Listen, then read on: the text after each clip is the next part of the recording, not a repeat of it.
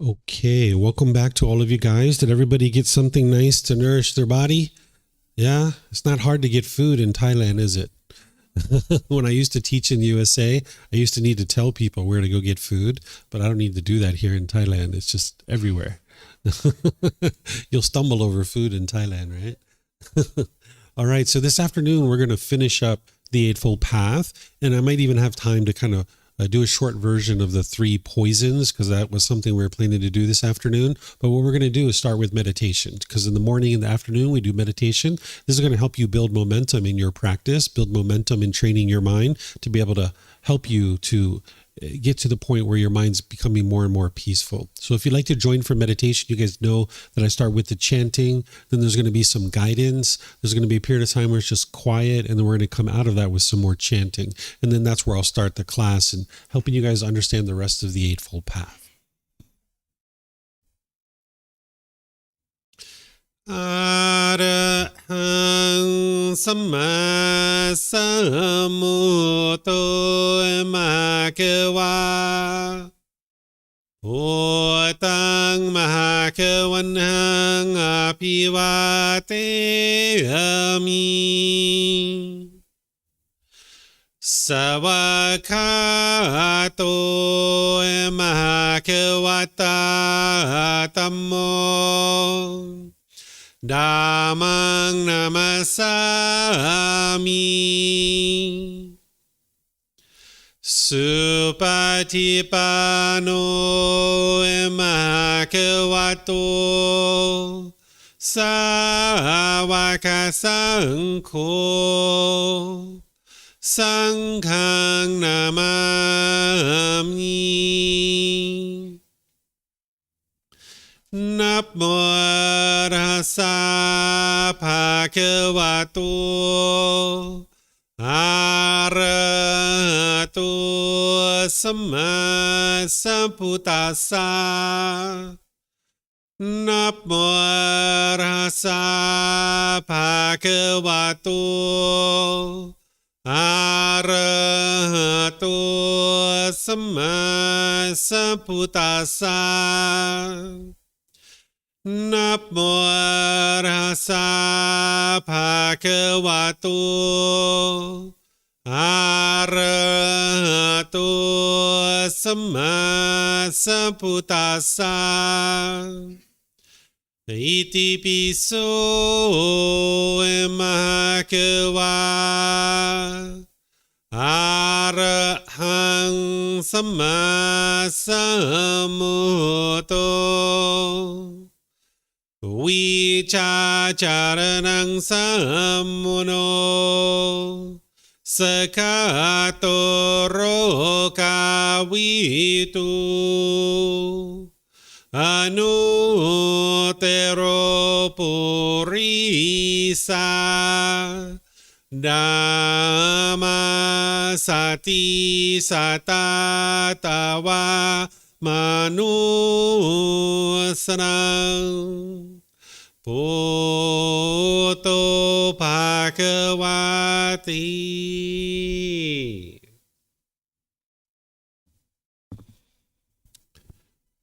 Okay, with the lower body and hands and arms comfortable, and the upper body erect. Just close the eyes and start breathing in through the nose and out through the nose. Here you're just looking to establish the breath. A nice, natural, steady, consistent breath. Not forced or controlled, just a gradual inhale through the nose, experiencing the full breath. And then whenever you're ready, exhale out through the nose. Breathing in and out. Breathing in and out. Your breath may not match up with the guidance that I'm providing, and that's okay. This is your practice. I'm just here for guidance. You can use this voice as a reminder that whenever you get to the next inhale, breathing gradually through the nose, developing a nice, natural, steady, consistent breath. And then whenever you're ready, exhale out through the nose, experiencing the full breath. Breathing in and out.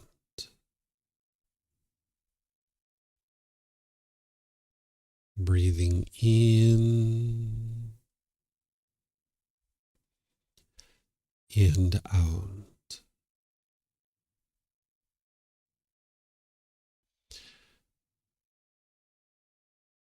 With the breath well established, start fixating the mind on the breath, either the sound of the breath coming into the nose or the sensation of air moving over the skin into the nose.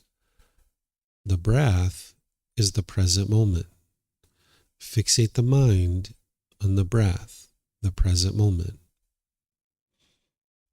Breathing in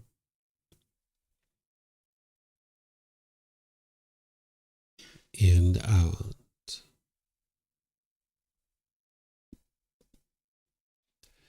Breathing in and out.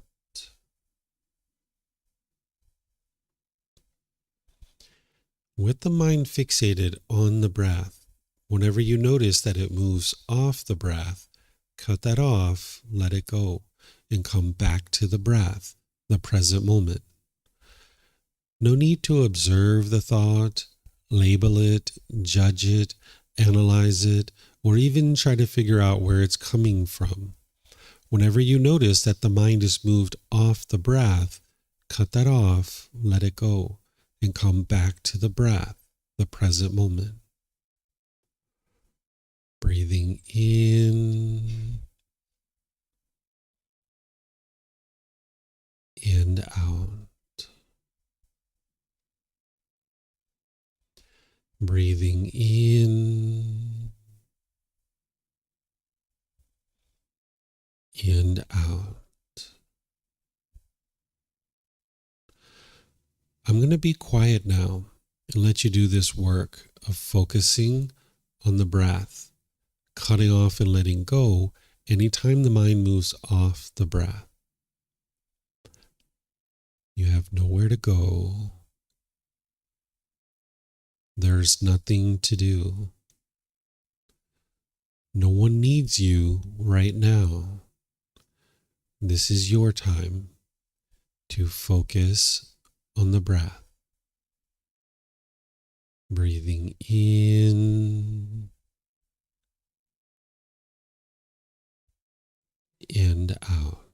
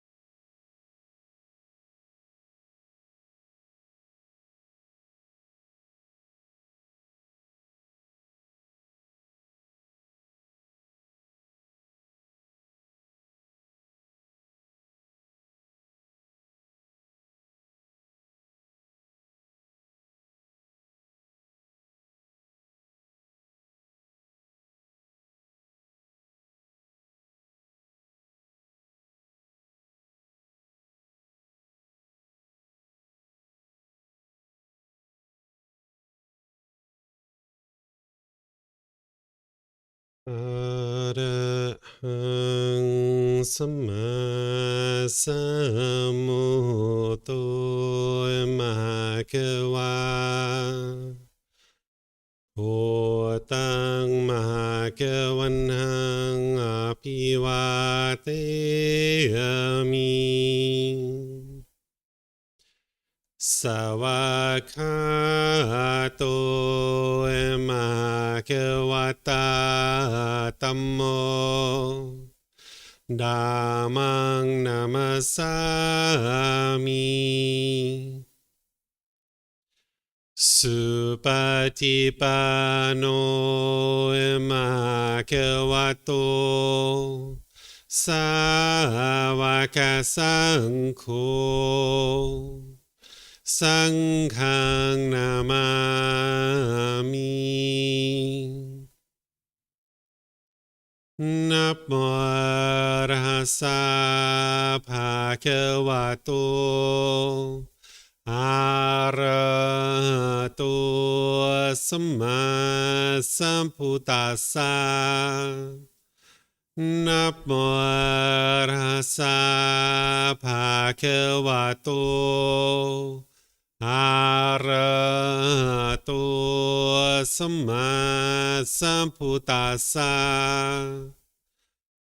นะโมตัสสะภะคะวะโตอะระหะโตสัมมาสัมพุทธัสสะ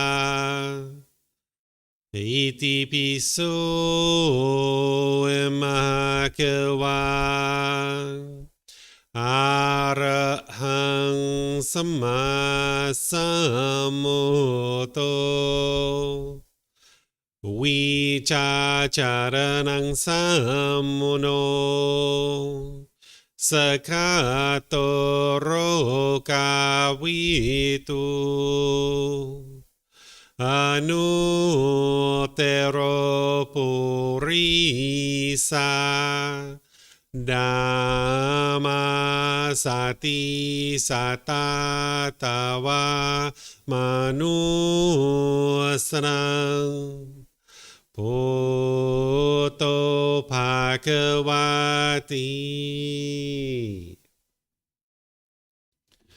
Okay, if you guys would like to slowly make your way out of meditation. Okay, welcome back to everyone. So we're going to continue here, helping you guys to understand the Eightfold Path. We're going to really get into the thick of it now because we've built the foundation that we understand right view is the Four Noble Truths and understanding that it's your own mind that's causing these discontent feelings. It's the craving, the desire, the attachment, the longing, the yearning. The mind is craving permanence. And when the mind gets what it wants, it gets happy, it gets excited, it gets those pleasant feelings. But when the mind doesn't get what it wants, it gets the painful feelings like anger, sadness, frustration, and others. And then there's those neither painful nor pleasant feelings that the mind gets as well. This is all coming from the mind itself. It's just untrained that it has this longing, yearning, wanting things to be a certain way, chasing after the objects of its affection, like an unquenchable thirst. And the Buddha helps you to be able to see in the Four Noble Truths that there's a solution for this. And the solution is the Eightfold Path, because this is going to train your mind to be able to eliminate that longing, yearning, and chasing after the objects of your affection and forming your feelings based on whether you get this thing or not. But you're also not going to be all the way over here where you're dull and lethargic and lacking motivation and ambition and enthusiasm. This Eightfold Path is going to fine-tune your mind so you can come to the middle and you can pursue things as a goal, objective, or as an interest with ambition and enthusiasm. So we talked about right view before we went to lunch, and this is helping you to be able to see that your mind is responsible for all its own feelings, intentions, speech, and actions. And then we talked about right intention, where you have the right thinking or thought or intention of renunciation, the willingness to let go and give up your false ideas, your false beliefs, your false opinions. And you're doing that by bringing in wisdom, right? You're not bringing in new beliefs to get rid of your old beliefs. That's not going to work, because with belief, you don't know what's true or false. You're bringing in wisdom. And when you see your wisdom is conflicting with what you've been believing your whole life, that's where you get rid of these false beliefs. And now you know more, right? You have more wisdom about these natural laws. And then you're also working to eliminate your unwholesomeness. There's a certain amount of unwholesome things that are going on within your mind, and it's motivating unskillful conduct. And then there's that intention of non-ill will, or the genuine interest in seeing all beings be well, the intention of active goodwill towards all beings, loving kindness, and then the intention of harmlessness, where you're disinterested in causing harm to others. Because whenever you cause harm, harm's going to come back to you. So now we're going to build on that, and we're going to go into this moral conduct. The moral conduct is right speech, right action, and right livelihood, because in the unenlightened state, we'll feel justified in our conduct. When you're angry and you're bitter and you're harsh, if you don't have right view, you'll feel justified. Like that person deserves it because they made me mad. They made me angry. So they deserve that. But when you understand right view, you're like, whoa, it's really unwise for me to go around and be angry and bitter and harsh to people, because that's just damaging my relationships. And whenever I put out that bitterness and hostility, it's just going to come back to me. So if you're interested in getting to harmonious relationships, you're going to need to improve the way that you interact with people. But you don't know how to do that unless you understand the natural law and what would be wise. So while this is called right speech, right action, right livelihood, we might think about this as wise speech, wise action, a wise livelihood. Because the Buddha is teaching you about this natural law of karma. Some people call this karma. You might have heard that being used. That's a Sanskrit version of this word. The original teachings of the Buddha are in the Pali language, so people who study his teachings will tend to use this word karma.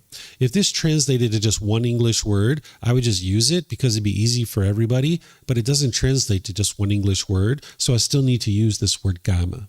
What it means is cause and effect, or action and result. It's the results of your decisions. Whenever you make decisions wisely, you will experience wholesome karma, or wholesome results. And when you make decisions unwisely, you will experience unwholesome karma, or unwholesome results. So it's your life, it's your decisions, and it's your results. Whatever you make decisions about, you will then experience the results of that.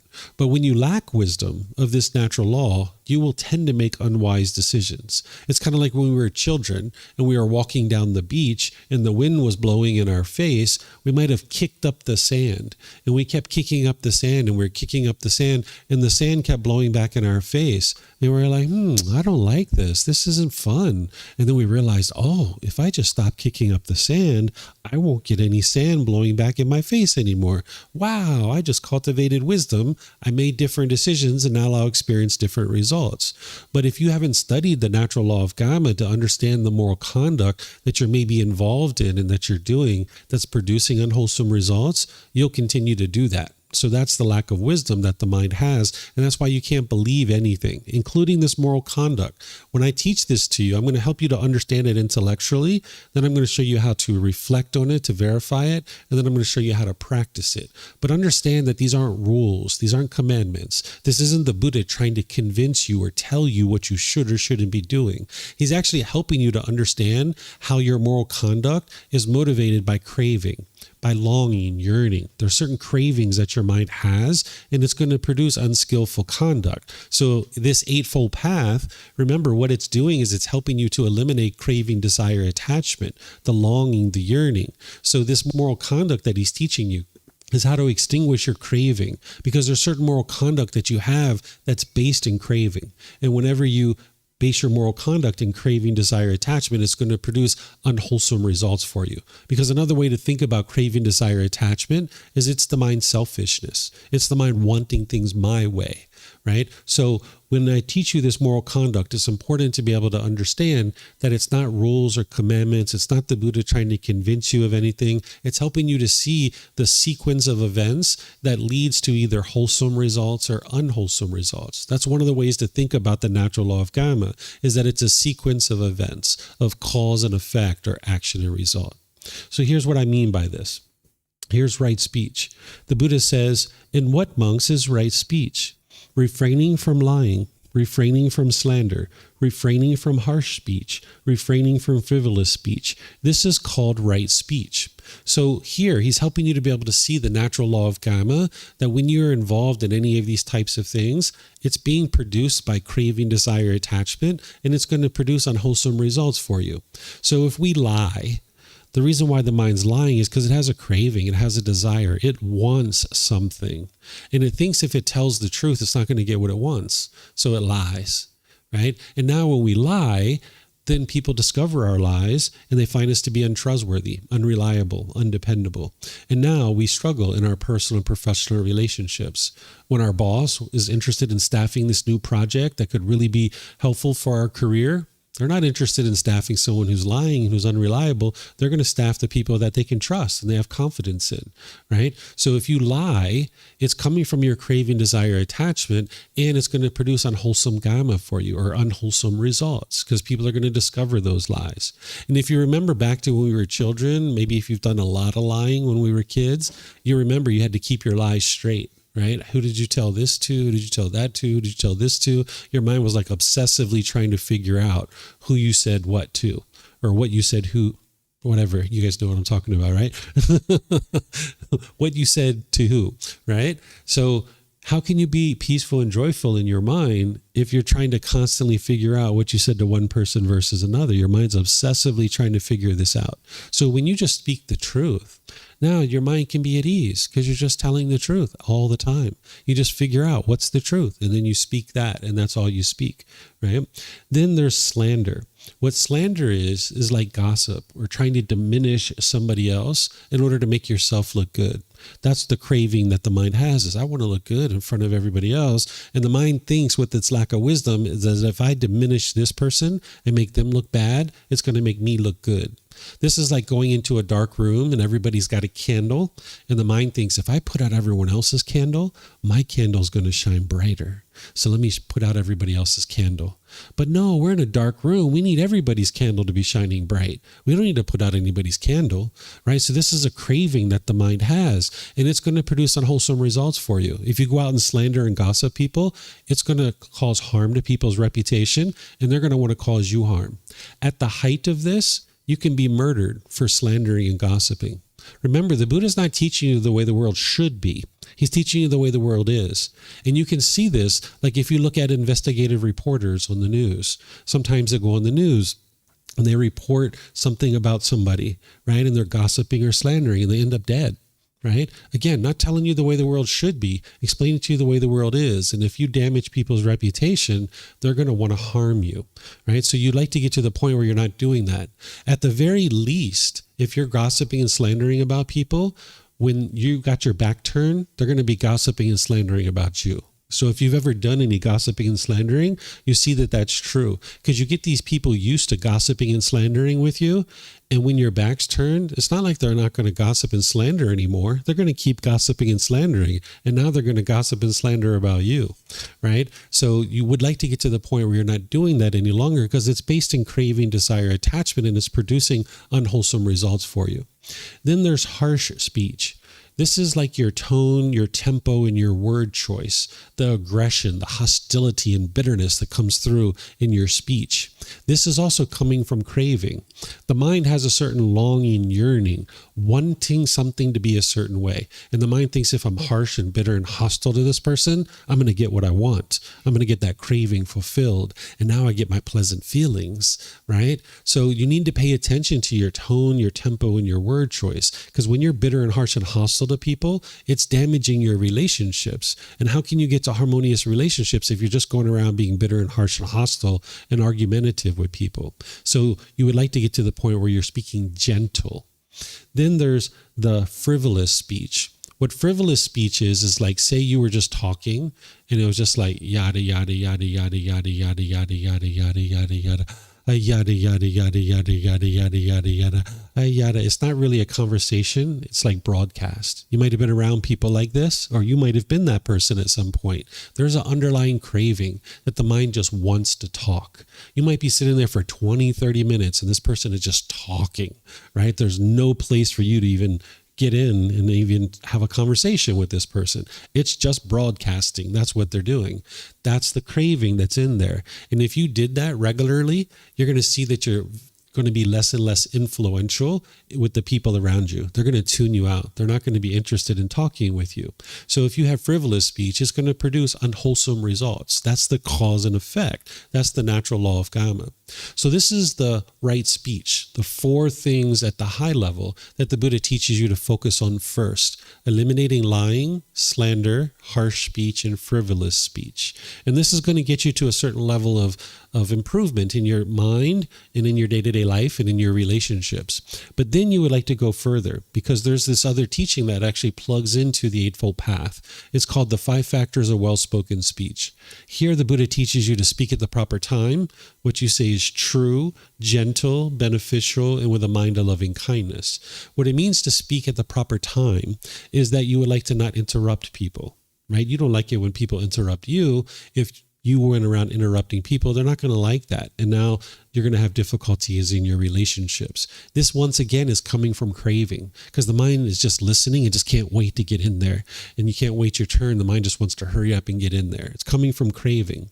Then the other part of speaking the proper time is making sure your mind is the proper time to speak. If you're angry, if you're frustrated, if you're agitated or annoyed, that's not the proper time to talk, because that's all that's going to come out, right? You're just going to be talking with hostility and bitterness. And then the other part of this is making sure it's the proper time for the other person. If they're angry and frustrated and agitated, not the proper time to talk. You can't get anything in anyway. You can't have a helpful discussion. So it's not the proper time to talk. So you just choose not to do it, right? Then they're speaking the truth, which we already talked about up here, and the difficulties that if you don't speak the truth, that'll occur. But if you speak the truth, you can be at ease, right? Your mind can be peaceful.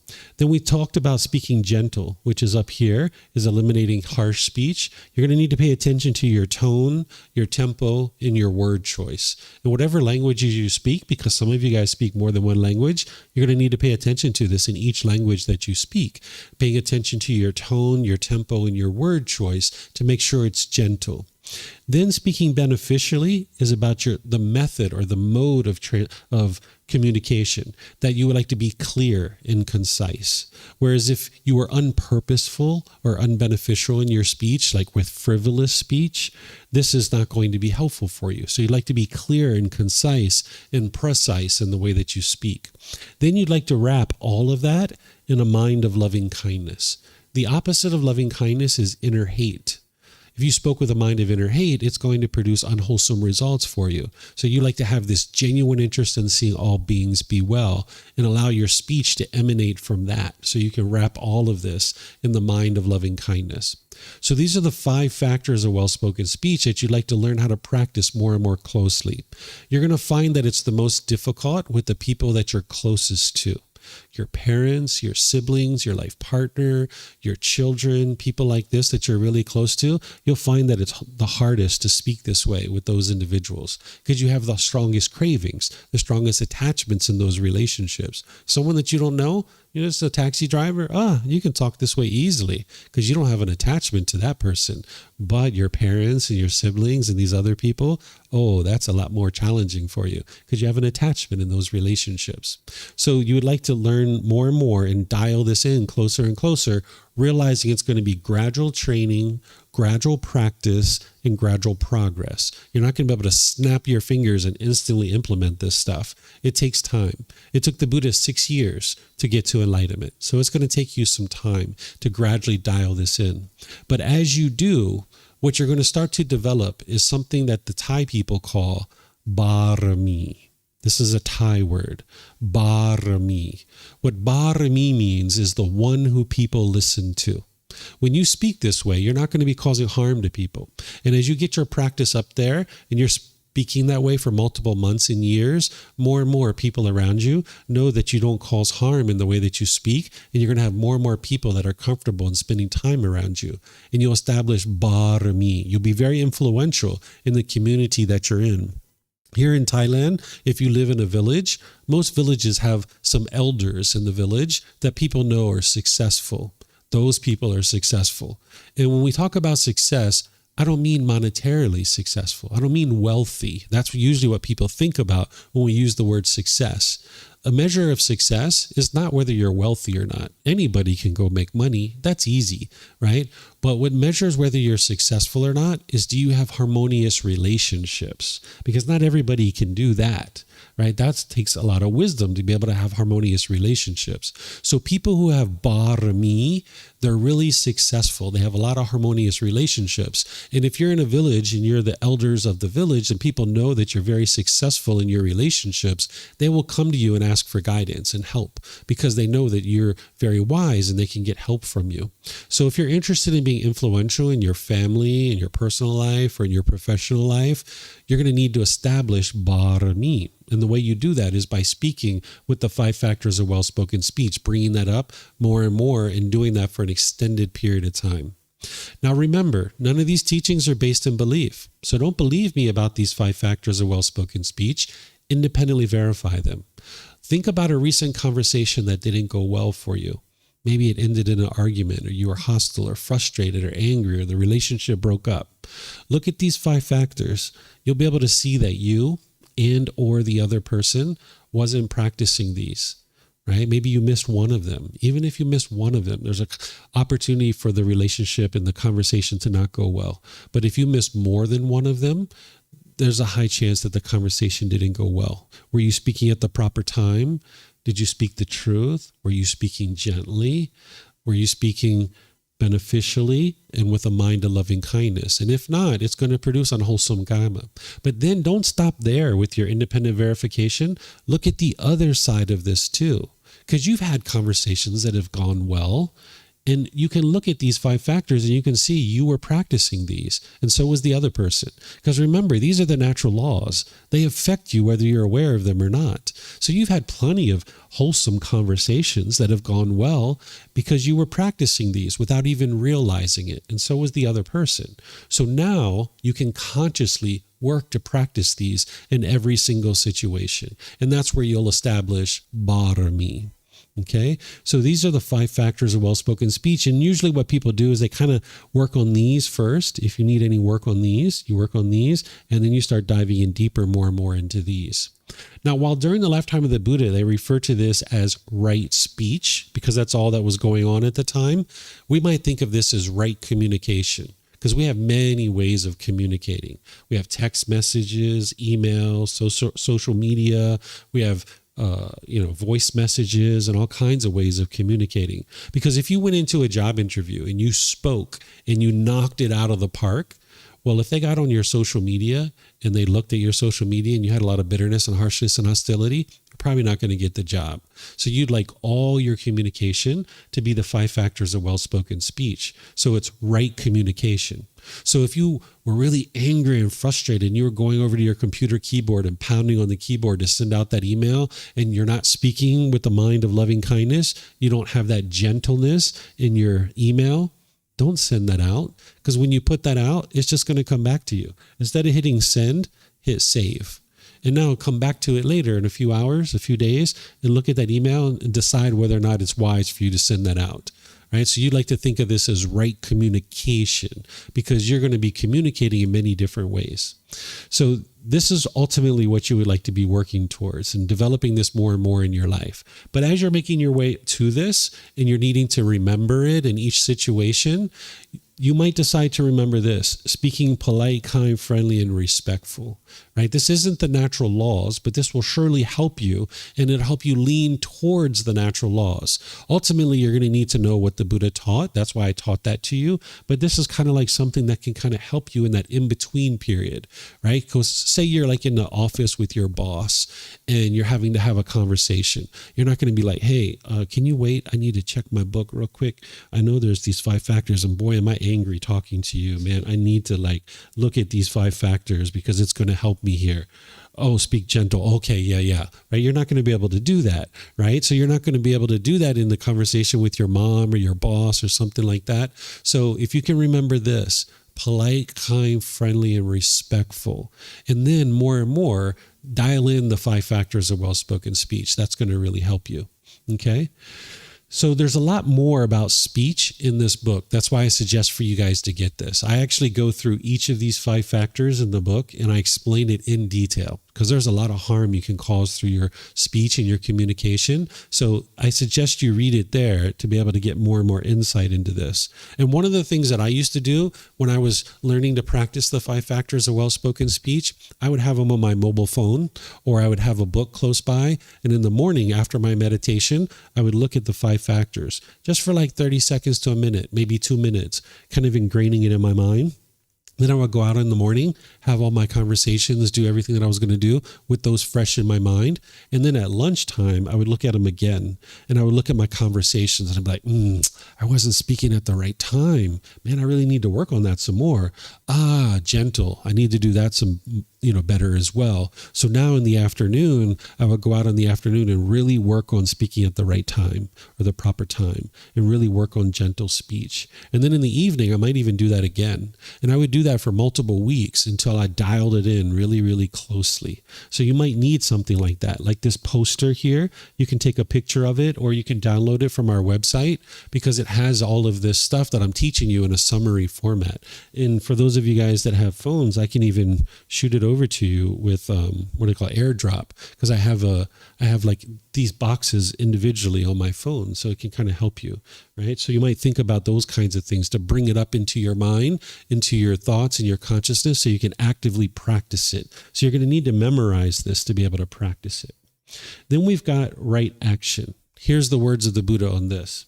In what, monks, is right action? Refraining from taking life, refraining from taking what is not given, refraining from sexual misconduct. This is called right action. So here the Buddha is giving you 3 impactful things that you could do with your bodily actions that is going to cause harm. And if you cause harm through your bodily actions, that harm is going to come back to you.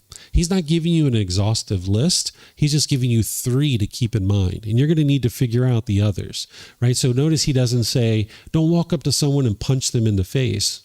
Well, if you understand this step, you understand that that's really unwise, because the natural law of karma is that if you punch someone in the face, they're probably going to punch you back, or they're going to pull out a gun or a knife, or their friends or family are going to attack you, right? That's your karma. That's your unwholesome karma. It's cause and effect, right? So any bodily action that you're causing harm, it's going to produce harm for other people. So therefore, harm's going to come back to you.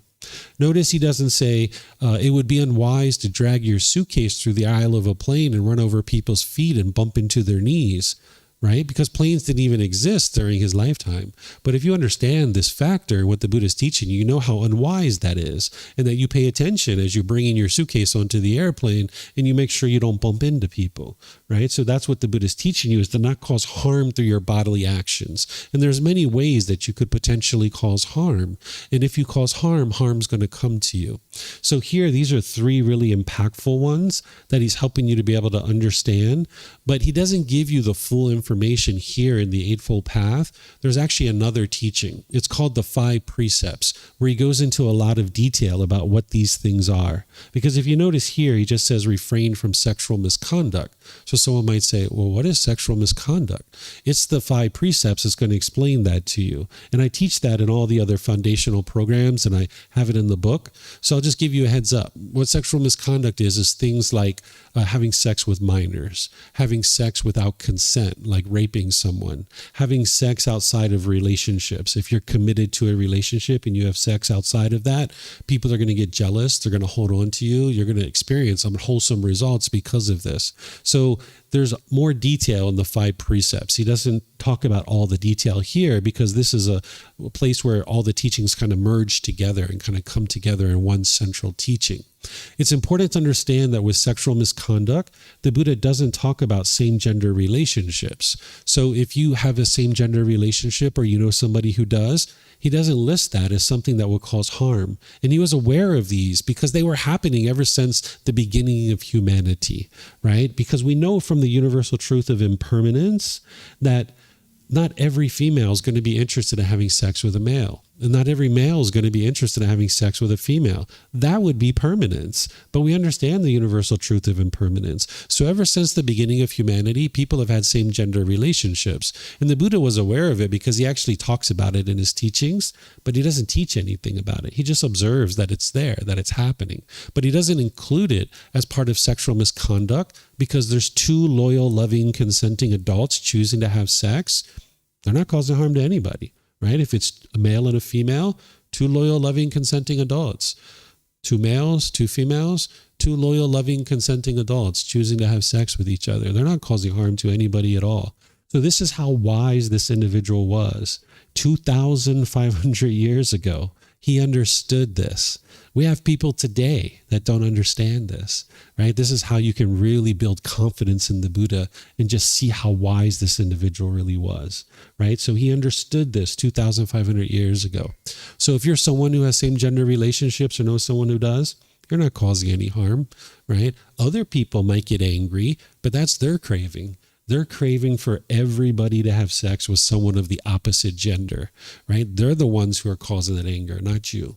Okay, so there's more details here on all of these, and I've recorded many times me teaching the 5 precepts. That's what you would need to know in order to really explore these in more detail and practice them. And I suggest that you do that as part of learning the Eightfold Path. Then we've got right livelihood. A livelihood is how you choose to sustain your life. If you choose to sustain your life off of causing harm to others, harm will come back to you. So here the Buddha says, "In what, monks, is right livelihood? Here, monks, the noble disciple, having given up wrong livelihood, keeps himself by right livelihood." This is just something general and very broad because his detailed teachings on right livelihood are found in other parts of his teachings. Remember, the Eightfold Path is integrating multiple things into one place. So when you go look at his teachings on right livelihood, he has what's called 2 folds of purification. I'm going to teach you the first fold of purification today because this is what's going to help you to get to an improved livelihood. So here you can see that he's teaching you that if you have business in weapons, living beings, meat, substances that cause heedlessness or poisons, this is going to cause harm to others. So harm is going to come back to you. And if you sustain your life off of causing harm to others, you're going to experience harm. So remember, nothing to believe here, right? You need to independently verify it. So I'll show you how to do this. Let's just say I was selling substances that cause heedlessness. Standing on the street corner, selling crystal methamphetamine, heroin, cocaine into the community. I'm causing harm because these people are getting addicted to this substance. They're going out and robbing and stealing and doing different things like this, maybe selling their body in order to be able to bring me money. I'm causing harm to the community. And now standing on the street corner, I'm very likely to get beat up. I could get murdered. I can get robbed. The police can arrest me. I can get addicted to these substances myself. This is the harm that I'm going to experience as a result of causing harm in the community, right? But this is the natural law of karma. This isn't just about the human laws. The human laws are imperfect.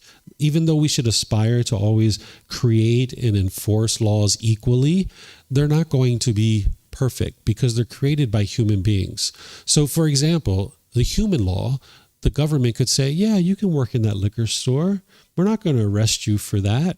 But if you understand the natural law of karma, which is functioning at a much higher level than the human laws, you might decide that it's unwise to work in that liquor store because that's where people are going to come to rob you. People get murdered, people get beat up, and at the very least, you're going to be dealing with intoxicated clientele on a regular basis. And now how can you get to a peaceful and joyful mind in life if you're having to constantly deal with intoxicated people day in and day out, right? So this natural law of karma is functioning at a much higher level. You can't just look at the human laws because those are imperfect. We know that, right? So you're looking at this natural law of karma, which is functioning perfectly. And if you practice based on the natural law of karma, if you make decisions based in this natural law, you'll never have any issues with your government because you'll actually be functioning at a much higher level than the human laws. So this is the one aspect of right livelihood, is ensuring that you're not doing one of these 5. But then the Buddha teaches you how to perform your livelihood in such a way that you don't cause harm to yourself or other beings. He talks about scheming, flattering, hinting, belittling, and pursuing gain with gain. Essentially, what he's trying to help you to be able to do is see how to have a very satisfying and fulfilling profession where you can be wildly successful in your profession. So if you're doing any of these kinds of things, it's going to degrade your ability to have success in your profession. So for example, if I was a politician, let's just say I'm the mayor of a town, right? I'm not causing any harm being a politician. It's not one of those 5 livelihoods that we just talked about. But if I was scheming, if I was corrupt, and I was doing backhanded deals in the background, oh, I'm causing harm. And now when people find out about it, they're most likely not going to reelect me. And now I'm going to have difficulty sustaining my life. That's the cause and effect of my unwise choice to scheme, right?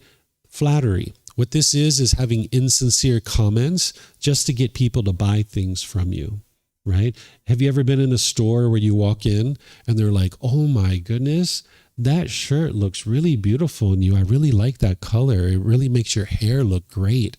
I've got these excellent earrings that are going to be really nice. Come over here. I'll show you these earrings, right? So what they're trying to do is flatter you in order to get you to buy these earrings, right? And if you've ever had this experience, you were probably like, I don't even want to go in the store. You're not even interested to go in the store because of the way that this whole situation is unfolding, right? So if you were just flattering your customers in order to get them to buy from you, it's not going to produce wholesome karma for you. So the Buddha teaches you that that's unwise. What hinting is not being clear and concise and precise about your work products. Like, let's just say all of us were on a project team and we needed to go talk to the boss and let them know what we're doing on our project. We'd like to be clear and concise and precise about what it is that we're doing. Whereas if we're hinting and we're just kind of beating around the bush, we're not going to be able to be successful in our career. So we would like to be sure that we're clear and concise when we're communicating in our profession.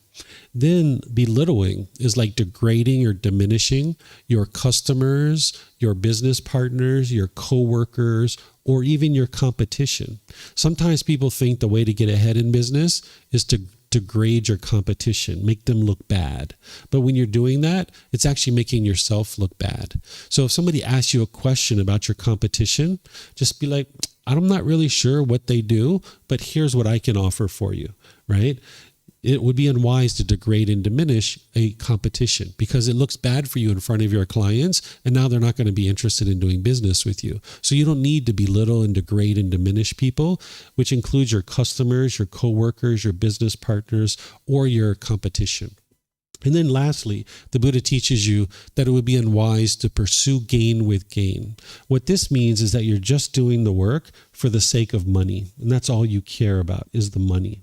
That you don't care about the product or the service that it is that you're involved in. You're just after the money and that's it. If you've ever had that kind of job where all you were doing was going there to collect a paycheck, probably initially you were really excited about that job because you got all this extra money that you didn't have before. But then over time, that craving burns out and that money isn't important to you anymore. And now you feel unmotivated to go to this work, right? You might feel like you drag yourself to work each day because you really despise being there. Because what the Buddha is teaching you to be able to do is have ambition and enthusiasm about the work that you do.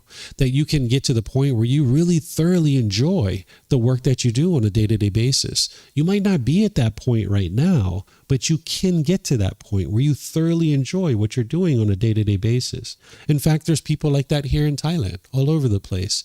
You might go out on the street corner and get some mango and sticky rice. There might be a lady there that went out this morning and picked out mangoes out of her mango grove, and she brushed them off and cleaned them up, and she brought them to the market, and she's standing there with a big old smile on her face, slicing the mango, putting it together with sticky rice and pouring the coconut milk over it, and she collects her little 40 baht from you with a big old smile on her face. And she can't imagine doing anything else other than giving you that mango and sticky rice, right? She thoroughly enjoys what she's doing. She has enthusiasm and ambition. So essentially what the Buddha is guiding you to be able to do is find your mango and sticky rice. What's your mango and sticky rice? What is it that you would thoroughly enjoy that even if you didn't get paid for it, you would still do that thing? You enjoy it so much. Because that lady on the street corner who's picking her mangoes each morning and bringing it to the market, she can't imagine doing anything else. It's not even about the money for her. She's collecting her 40 baht because that's what she needs to sustain her life. But in reality, she just thoroughly enjoys doing that work for you, right? And that's what you would like to get to, where it doesn't even feel like work, that you thoroughly enjoy. That's what it means to not pursue gain with gain and be practicing all these different things. So right now, you might not be in that livelihood. You might actually have to switch, or maybe you're unemployed right now and you need to find something that you can thoroughly enjoy. You might actually need to try a bunch of different things before you find that.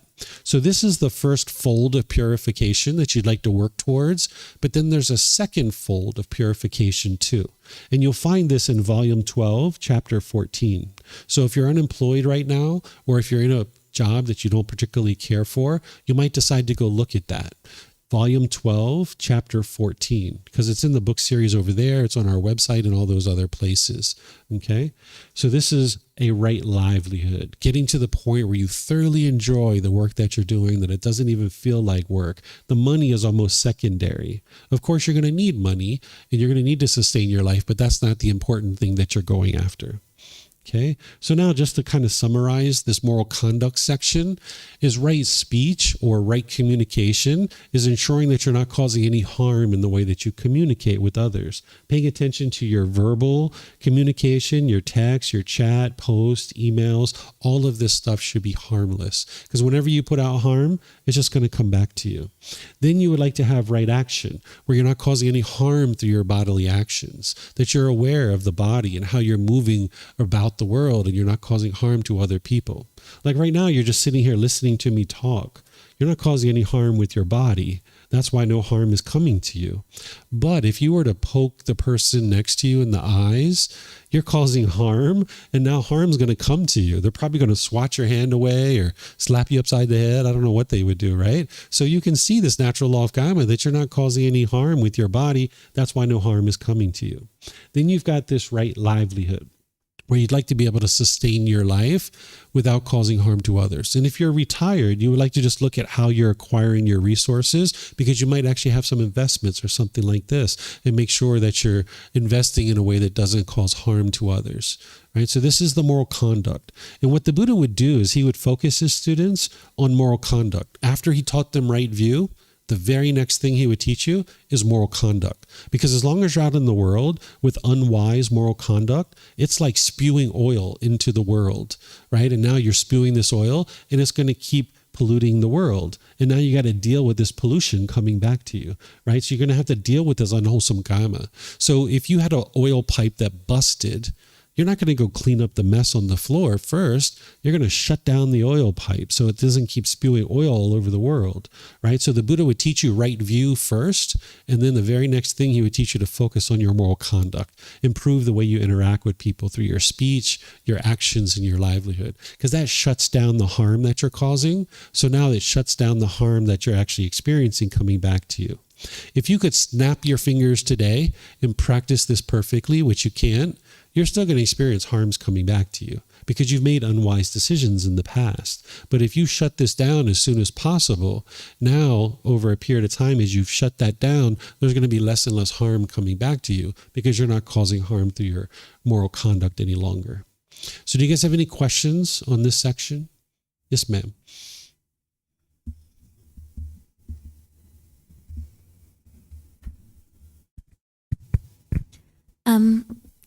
Thank you for this. On the topic of right speech, you gave the example with regards to slander of an investigative journalist perhaps getting hurt for reporting on something. I'm curious then on the topic of speaking out about harms that are being done in the world. Perhaps someone is causing harm. Speaking frankly about the fact that that is happening is speaking negatively about the actions of someone. Where do we stand on that?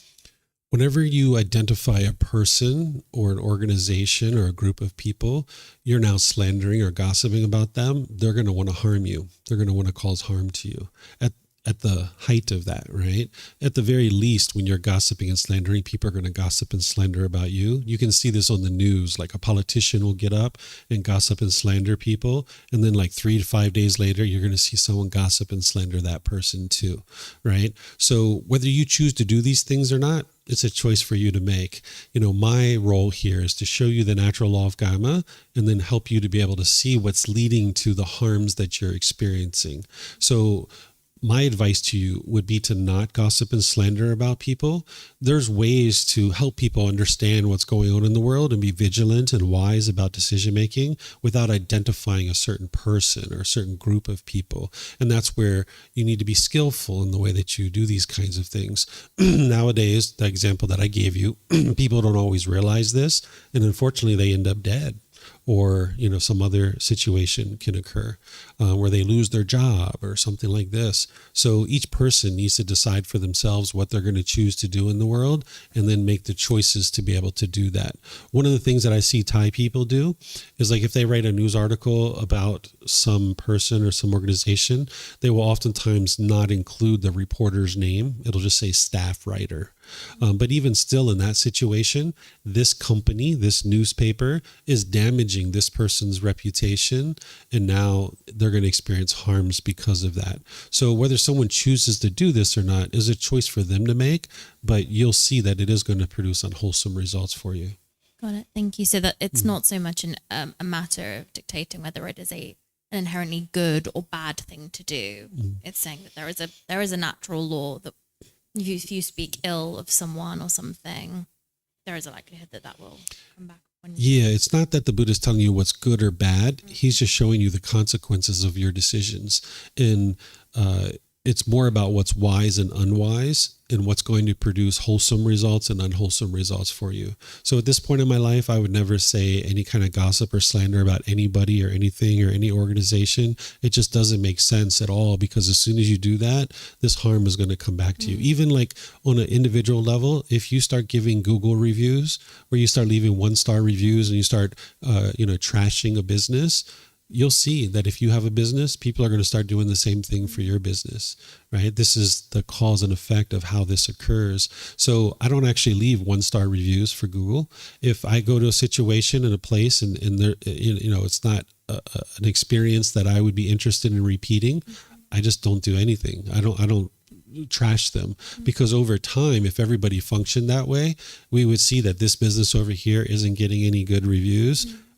There's just maybe 1 or 2, where this one over here has 100 or 500 or 1,000 5-star reviews, and you can see very clearly what is actually a beneficial result. Because oftentimes when people are giving like a 1-star review, they walk into the business with certain expectations of things that they want, and when those things don't happen, they get angry or frustrated. They have ill will, and they feel like they need to take it out against the business. So what I do, like, I went to this place, me and my son went this year to a hotel up in Chiang Rai, and it was a really, really nice hotel. We got a super good deal on it because it was like smoky season. It was like a 5-star hotel, and we paid for like very little money for it.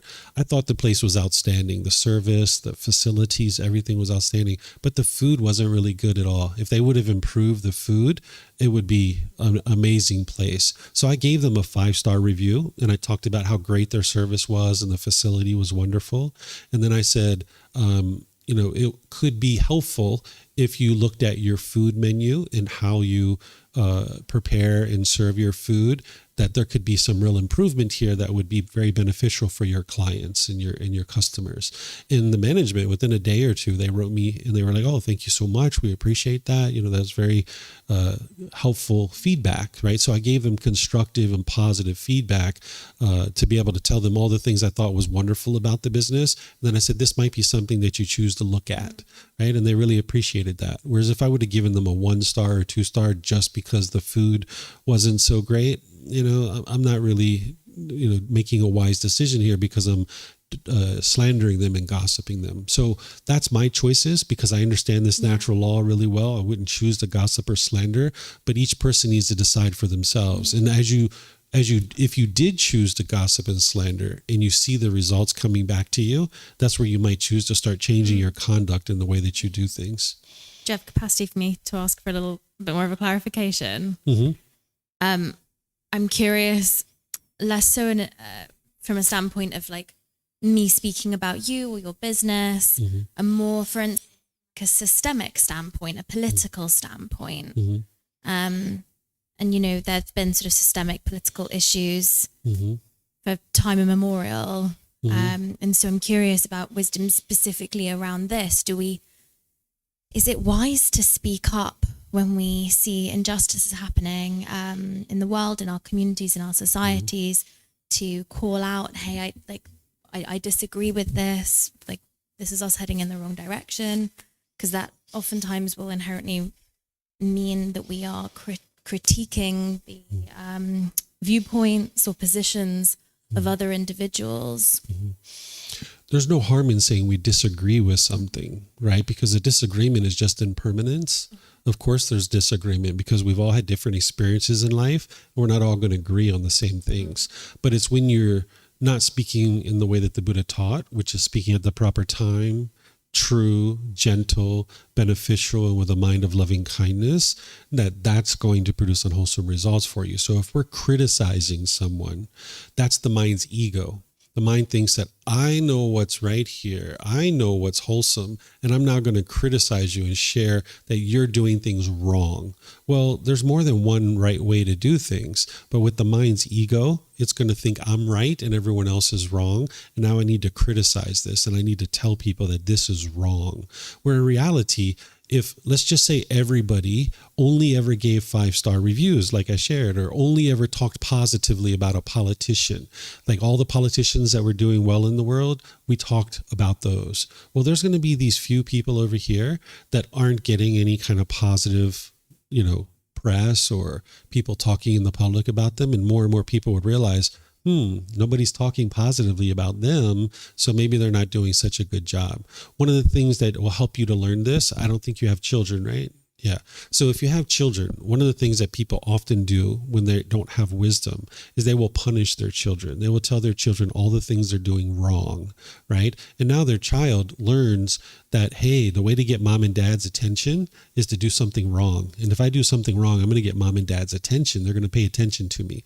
But what you learn pretty quickly, if you're paying attention to this, is you'll actually be much more influential and it'll be much more beneficial to your children if you accentuate the positive, if you talk about the positive things. So for my son, about 98% of the time, we're talking about all the positive things that he's doing.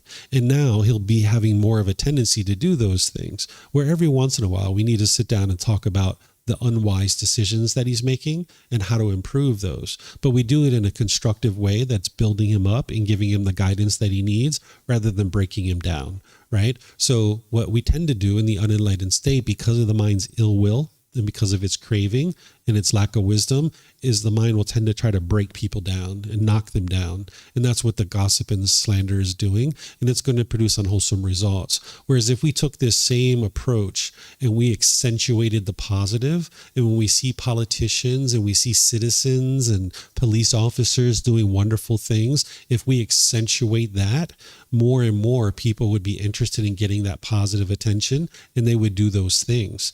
But when we talk about the negative all the time, then the politicians realize, like, hey, if I would like to be famous, if I would like people to talk about me, all I need to do is a bunch of negative things and then I'll be famous and people will talk about me, right? So more and more people do those kinds of things. So if all of us switched, which of course isn't going to happen, but individually, if you do this in your life, you'll see improvements where if you start accentuating the positive, like if you were a business owner and you started telling all your employees all the wonderful things they were doing, 98% of the time, that's what you're doing. But in rare situations, you need to tell them about some unwise things that they're doing. You're going to see your employees absolutely adore working for you.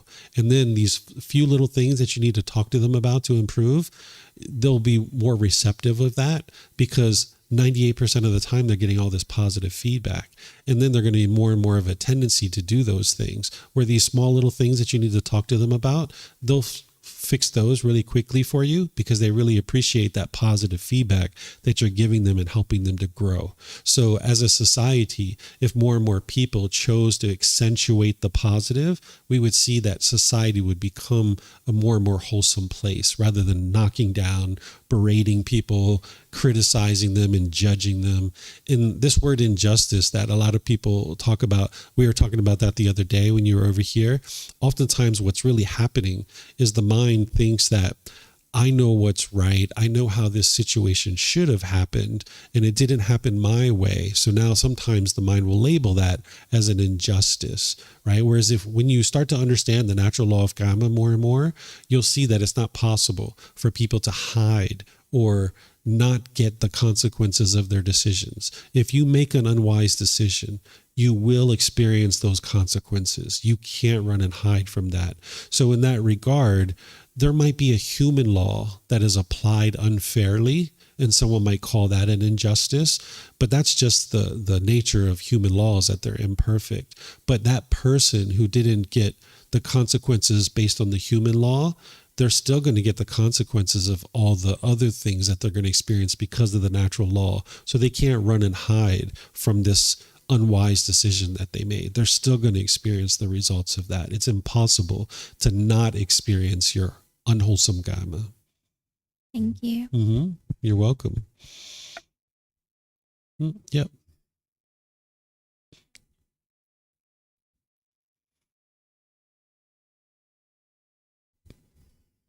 So kind of with what she was saying, but a little different. What about venting versus slandering? Say you were in a relationship and someone cheated on you or did something and you're venting and telling people about it. How do you keep it from slander, or do you just keep it to yourself and not share it? Yeah, that would be gossip and slander, going around and telling people that your partner cheated on you. That would be gossip and slander. So what you would be better to do in that situation is make decisions of how you're going to now approach this. Are you going to sit down with your partner and talk it out and find out, hey, what's going on here? Why did you do this? Is this a one-time thing? Are you going to do it regularly? Are you no longer interested in being in a relationship with me? You know, we need to make some decisions here. That's one approach. But another approach could be, some people might say, nope, they cheated on me, done, not interested, not going back. Right? That's another approach that someone could take. And in each situation, it's not about what's right or wrong, because each person is going to make those decisions differently. But what the Buddha is teaching you to do is to keep your mind calm and stable and steady, so that then you can make decisions appropriately of what you know to be wise or unwise. And in some situations, people might work that out. It's challenging, but it can be done. And then in other situations, someone might just choose to leave out of the relationship and just not even look back, right? So if you go around venting or gossiping and slandering, it doesn't solve the actual problem. This person had a craving to have sex outside of the relationship, and now when they did that, they caused harm, and now you would just need to decide, how am I going to approach this? What am I now going to do? Because you can't force and control this person to do things your way. All you need to do is be able to make decisions of, what am I going to do? Now that this person showed me that they have craving to have sex outside the relationship, what am I going to do as a result? Am I going to talk to them and sort it out, see if they can eliminate that craving and be loyal and faithful to me? Or can I not trust that that's going to occur, and I need to just leave and end the relationship and move on? So you can't fix anything by gossiping and slandering and venting and telling other people what this person did. It doesn't solve anything. Yeah. Okay. No more questions? Like I mentioned to you guys at the beginning of the class, you guys are going to hear things that are very different than the way you do things right now. Right? You're starting to hear some things like, whoa, I wouldn't do it that way. That's the reason why you're experiencing the unwholesome results. That's why you have anger and frustration and sadness and guilt and shame and fear and broken relationships and all these different things. So it's great you guys are asking questions, but I can tell when I'm answering them, your mind's like, not so sure about this, right? And that's where you learn it. Right? You're not going to see the 100% wisdom right away. So that's where you learn it. That's what we're doing today. Now you take these answers and you reflect on them a little bit, and you start trying to determine if it's true or false.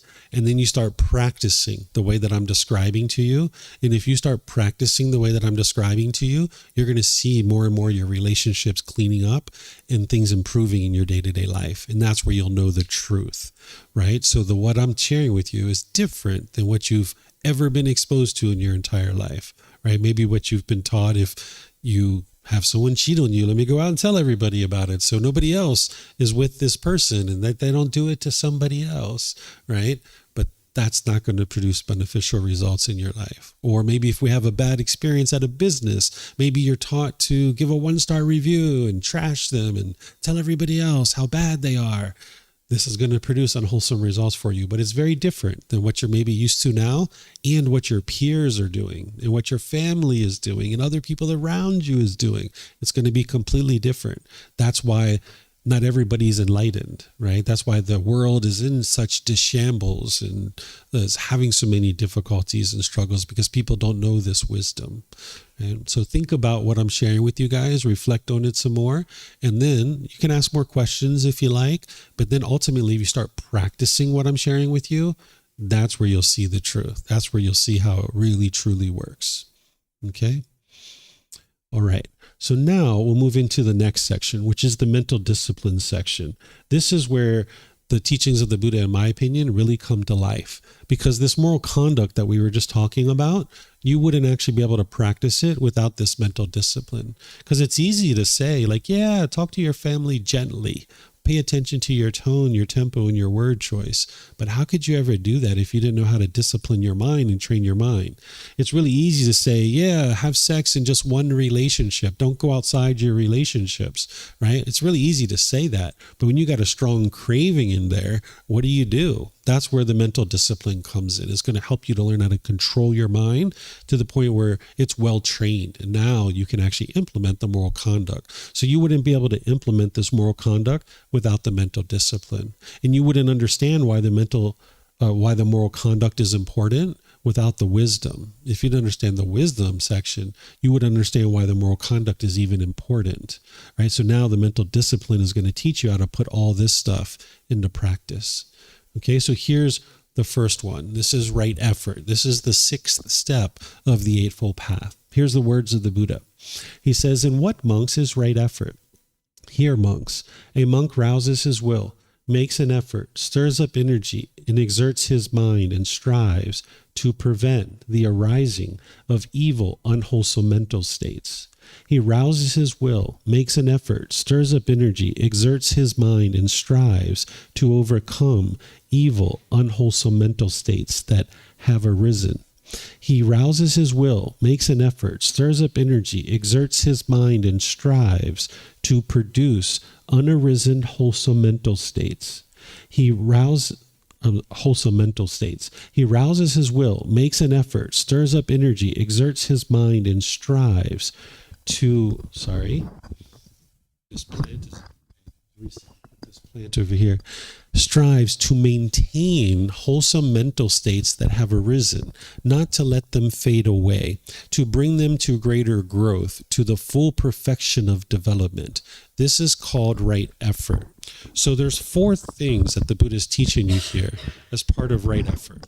And what I've done on this next slide is I've broken it down for you and taken out all the connecting words so you can see very clearly what he's teaching you. It's 4 things. 1 is to prevent unwholesome qualities from coming into the mind. The second one is to eliminate unwholesome qualities that are currently in the mind. The third one is to bring in wholesome qualities that aren't currently in the mind. And the fourth one is to maintain and support wholesome qualities that are currently in your mind. And you're going to need to apply the effort to do this. So here's some examples, right? Killing another human being. Probably the farthest thing from your mind right now. You're not even thinking about that, even remotely thinking about that. It's way, way, way outside your mind. What the Buddha is saying is to apply effort to prevent this kind of thing from ever coming into your mind. Because once it comes into your mind, then you might actually act upon it, and it's going to produce unwholesome results. So if there's certain unwholesome qualities that are not currently in your mind, prevent those from ever coming into the mind, and you're going to need to apply the effort to do that. Then the second one is abandon any unwholesome qualities that are currently in your mind. Let's just say somebody's in a relationship and they have a craving to have sex outside of their relationship. And that's something that's inside their mind currently. That's unwholesome. It's going to produce unwholesome results for you. So you would like to apply the effort to eliminate that out of the mind. Then let's just say anger, frustration, or agitation arises in the mind. You would like to apply the effort to eliminate that. That's the unwholesome quality that you're going to need to apply the effort to abandon and eliminate out of the mind. But then there's certain wholesome qualities that you're going to learn about that are important for you to get to enlightenment, that you're going to need to apply the effort to bring into the mind. There's certain wholesome qualities that your mind doesn't have right now. Let's just take an example like generosity. You're going to learn about how generosity is going to help train your mind to let go. Because what generosity is the giving and sharing of more than is strictly required in any given situation without any expectation of anything in return, such as your time, effort, energy, and resources. Because with craving, desire, attachment, your mind's holding on. It's craving permanence. So what the Buddha teaches you to do is train it to let go. So generosity is going to help train your mind to let go. So if you don't have generosity in your mind right now, you're going to need to apply the effort to bring that into your mind, where you're willing to give and share with others. Because the mind with craving, desire, attachment, it'll be pretty selfish. It'll hold on to things. It'll find it really hard to share with others. The mind will think, if I'm going to spend 3 hours doing this, I want this in return. Or if I'm going to spend 3 days doing this, I want this in return. That's the craving, desire, attachment. But more and more, you're going to need to practice generosity, where you don't have expectations of things in return. So you can do this in simple ways, like say you can go to a store. And let's just say you're walking into the store and you see someone's behind you. You could stand there and hold the door and let them go before you. But remember, you need to do this without any expectation of anything in return. Because if you're standing there expecting a thank you and they don't say a thank you, you'll be frustrated. You'll be angry. Your mind's causing that itself because it's craving that. It's wanting everybody who walks through here to say thank you. But you're not going to get that because of impermanence.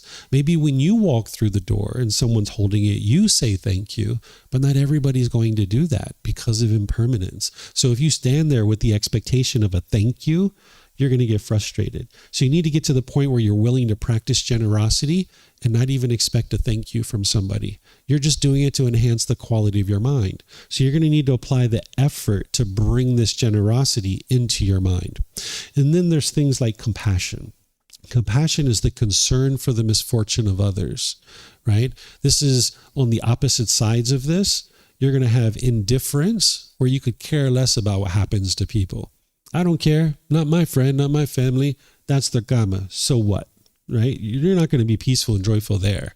But the other side of this is where you have worry and anxiety every single thing you see. You see some child on TV that is in poverty and doesn't have food, you're going to worry and have anxiety, right? You see people that are in famine and stuff like that, you're going to have worry and anxiety. So the middle way is compassion, where you have concern for the misfortune of others. And this is a mental state. It's not the action. It's the way that the mind functions, that there's this concern for the misfortune of others. So if the mind is on either side of this, then your mind isn't fully developed with compassion. So you're going to need to apply the effort to bring in the compassion into the mind.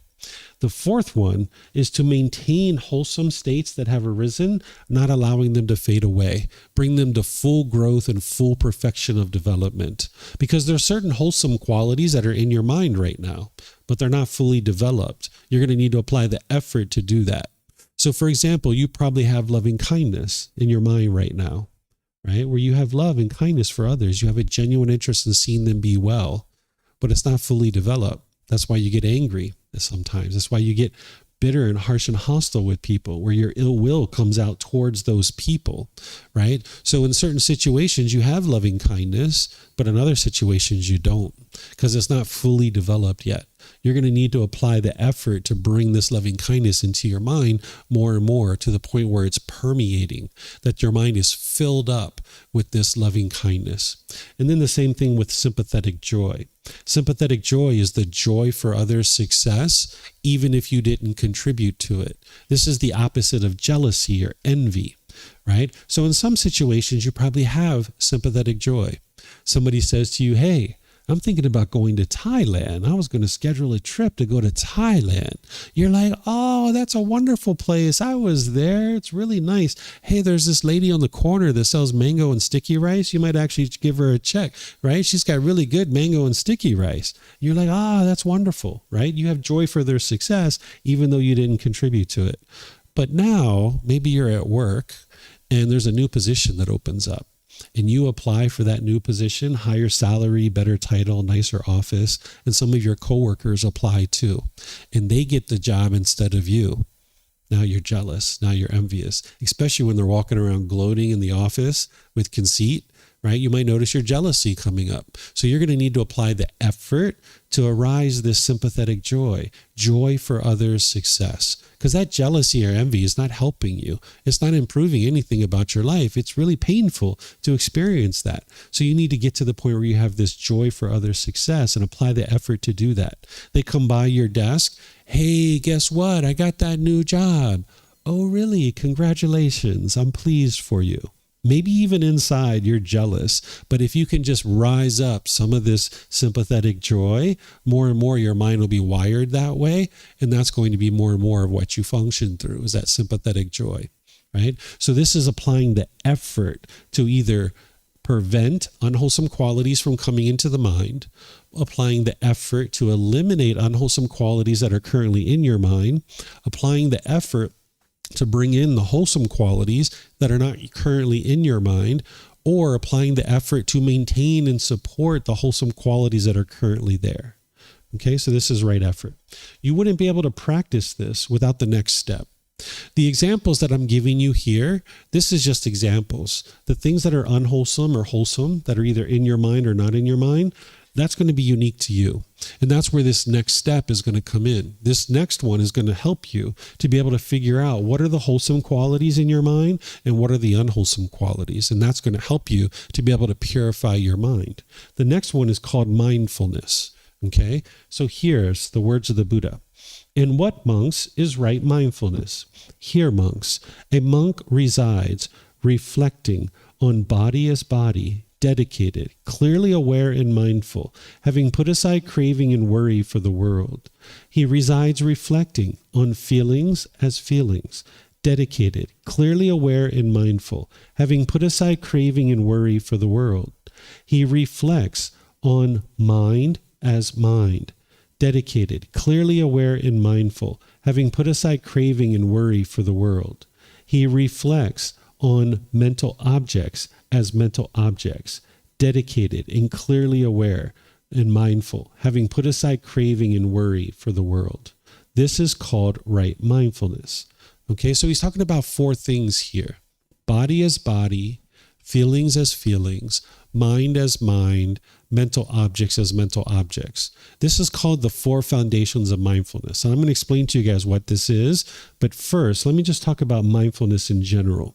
Mindfulness in general is awareness of mind. Oftentimes we walk through the world, we don't even know what's going on in our own mind. We don't understand our thoughts or ideas. We're not even paying attention to it. I call this like walking through the forest and plowing through the forest, knocking down the trees and burning up the forest. You smell smoke and you're like, what happened? Who lit that fire? You look behind you and all the trees are knocked down and you smell the smoke and you see the fire. You're like, what the heck happened? Well, it's you that caused all of that, right? But we don't realize that because we're not even paying attention to what's going on in our own mind, right? So the Buddha is teaching you to have this awareness of mind, awareness of what's going on within your own mind. And you might actually hang out there for a while. Maybe for a few months. You might even just work on developing awareness of what's going on in your own mind. Now, this word mindfulness is something that people have kind of integrated into modern language. You might hear people using the word mindfulness regularly, but they're typically not using it the way that the Buddha taught it. And how they choose to use it, up to them. But it's more important for you to be able to understand how the Buddha used it. He talked about it as awareness of mind. But what people will usually say is they will say, can you mindfully carry this glass of water to that table? What they're saying is, can you carefully carry that glass of water to the table? They're not using the word in the way that the Buddha used it. So again, how they choose to use it, up to them, right? But you would like to understand more and more what this word mindfulness means. It means awareness of mind. And you would like to be aware of your thoughts, your ideas, all the things going through your mind. But then in more detail, you would like to develop what's called the four foundations of mindfulness. This is the bodily sensations, being aware of those, the feelings, the condition of the mind, and the mental objects. What this is explaining to you is the life cycle that your discontentedness is going to take. That when you have a craving, desire, attachment in your mind, and you have that contact through the eyes, ears, nose, tongue, the body, or the mind itself, it's going to trigger one of your cravings. And now when it triggers one of your cravings, the first thing you're going to notice is bodily sensations associated with that.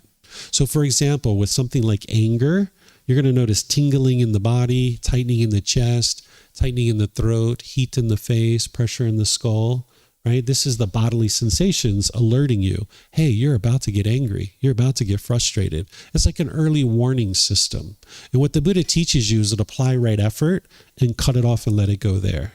Because if you can cut it off and let it go there, you've just preserved your mind, right? It's kind of like if you were in a boat going from Australia to Indonesia, you would like to prevent the water from ever coming into the boat. Because once it gets into the boat, you got a real problem to deal with. Once you allow the anger to come into the mind, you've got a real problem to deal with. So the Buddha teaches you to cut it off as a bodily sensation. You're not suppressing your feelings here. You're not repressing your feelings. You're actually cutting it off before it even becomes a feeling. The bodily sensations are an early warning system. It's saying like, hey, I'm about to form a feeling here. I'm about to get a conditioned feeling. I'm about to get a conditioned feeling. I'm about to get a conditioned feeling. And you're like, nope, not going to let you do that.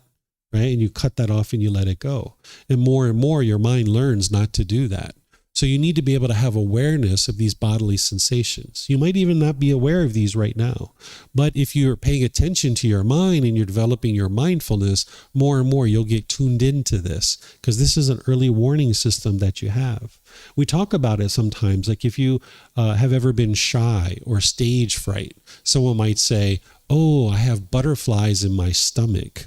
Right? What they're really talking about is they have this queasiness in their stomach because their mind is experiencing discontentedness. Their mind is about to get shy, or they're frightened or scared, or they have anxiety. And there's this bodily sensation of queasiness in their stomach that they're experiencing prior to their mind experiencing the anxiety or the shyness, right? That's what they're really talking about. So you can get clued into these bodily sensations, this early warning system, more and more, and you can cut it off and let it go there and preserve your mind. But because your mind isn't well trained right now, you're going to experience a feeling.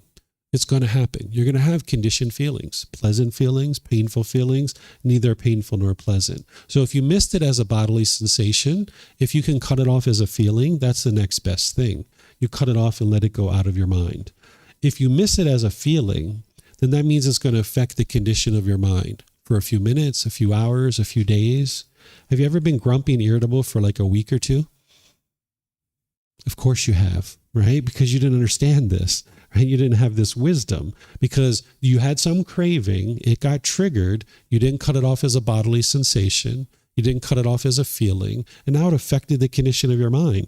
You walked around grumpy and irritable for a few days or a week or two, right? So if you didn't catch it as a bodily sensation, you didn't catch it as a feeling, try to catch it as soon as you can with this condition of your mind by overseeing the mind. Because if you don't catch it there, it's going to form and feed what's called a mental object. A mental object is a deeply rooted container in your mind, like ill will. We weren't born with ill will. We didn't go into the nursery hating other babies, right? So ill will is a mental object. It's a deeply rooted container. Conceit, we were talking about this yesterday as part of the group learning program. We weren't born with conceit.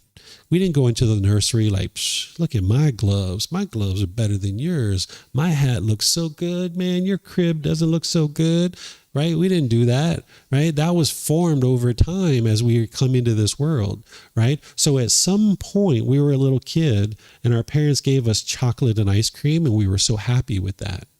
And then the next day they gave us chocolate and ice cream and we were so happy with that. And then the third day they didn't give us chocolate and ice cream and we got angry. We got frustrated and we didn't understand this. So we felt the bodily sensations. The mind experienced the feeling. It affected the condition of the mind. And then it formed a mental object called ill will, this deeply rooted container. Like right now, you're not angry probably. You're just listening to someone talk. But you've got this deeply rooted container of ill will. If one of your cravings get triggered, that ill will is going to come out. You're going to be angry and frustrated, right? So what you're doing is you're essentially putting a blockade at the bodily sensations and stopping the feeding of this mental object. So then you can purify the mind of the mental objects. The mental objects are the 10 fetters. For those of you guys that have studied that, that's the 10 fetters. That's the mental objects. And what you're doing is you're putting a blockade at the bodily sensations, no longer allowing these mental objects to be fed, so that then you can purify the mind of these mental objects and get those out of the mind. But as long as you keep feeding them, they're going to become more and more deeply rooted.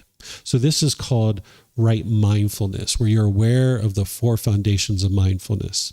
Let me explain to you how this works on a day-to-day basis, because this is the technical part of what these things are. But let me show you how it works in your day-to-day life. Let's just say you're sitting on the sofa, you're watching the news, maybe some big court case or some other thing about politicians or something like that. And maybe you feel like, whoa, that's such an injustice, right? Or wow, that shouldn't have happened that way. And you start noticing this frustration or agitation or annoyance starting to come up into your mind. You're going to notice that as a bodily sensation first. Well, rather than just sit there and dwell in that, because you know what's going to happen next is the mind's going to get angry, turn off the news, go for a walk. Right? Go for a bike ride. Go to the kitchen, wash your hands, get a glass of water, redirect the mind. That's the right effort. Because if you have right mindfulness, you can see, oh my goodness, here comes that frustration. I'm not going to allow the mind to do that. Let me apply right effort and take the mind in this direction, right? You're redirecting the mind to something else so that you can cut off and let go, not allowing the mind to form the feeling. So again, you're not suppressing the feeling, you're cutting it off before it actually becomes a feeling. You're not allowing the mind to do that. You're getting way ahead of the curve to cut it off and let it go. So you can redirect the mind this way. So these are the 4 foundations of mindfulness. And you'd like to practice this more and more, but you're probably going to need to start out with just practicing some general awareness of the mind. Now, this mindfulness, you're not going to be able to practice this without the next factor. So you need right concentration to be able to practice right mindfulness. Now, what the Buddha's talking about here is he's explaining to you what's called the jhanas. He's not explaining to you how to practice right concentration here in terms of developing it in your mind. He's talking about the results of what you're going to experience. So I'm going to teach you what the Buddha teaches about how to practice right concentration. But let me just share with you what the jhanas are for a second. The jhanas are 4 preliminary phases that your mind goes through before you get to the first stage of enlightenment. There's 4 stages of enlightenment, and then there's 4 preliminary phases that your mind goes through before you get to this first stage of enlightenment. And in these 4 preliminary phases called the jhanas, you're going to experience enhanced qualities of mind. And you'll know that your mind's in the jhanas because you'll study what they are, and you'll know that your mind is in these jhanas. The way you get to the jhanas is you actually practice the Eightfold Path really, really closely. And now your mind will move into the jhanas. So here the Buddha is describing to you the results of putting together the Eightfold Path really well, that this is what you're going to experience. These are called the jhanas, these enhanced qualities of mind. But in terms of how to practice right concentration, he describes it in other parts of his teachings, and it integrates into the Eightfold Path. So that's what I'm going to focus you guys on, is how to practice right concentration. And then there's other courses and retreats that I teach you more about the jhanas so that you'll know that your mind is experiencing those. So there's 2 aspects of practicing right concentration. One is to develop a daily meditation practice, and the other one is to practice singleness of mind in your day-to-day life. The meditation practice that you would like to develop are essentially 2 primary meditations: breathing mindfulness meditation and loving kindness meditation. And we're going to be doing these 2 as part of our course. That breathing mindfulness meditation is train your mind to let go. You guys have been doing that already with us, right? Where you're focused on the breath, the mind moves off the breath, you notice that, and you let go and you come back. So what you're doing there is you're developing mindfulness. When your mind moves from the breath, off the breath, you're aware of that, a movement. That's your mindfulness. And then when you cut it off and let it go, you're building an internal mechanism in your mind to let go. Let go, let go. Because that's what your mind doesn't know how to do in the unenlightened state, because it has craving, desire, attachment. So the goal of this meditation isn't to eliminate your thoughts. Even an enlightened being will have thoughts during their meditation. The goal is to notice your thoughts sooner and sooner and cut them off and let them go easier and easier. It's kind of like exercising your mind, that in your meditation you cut off everything and anything that comes up, where in your day-to-day life you're only cutting off the unwholesome thoughts.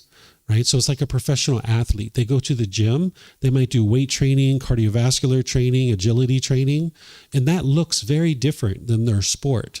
Their sport is maybe pole vaulting, and that looks very different than what they do in the gym.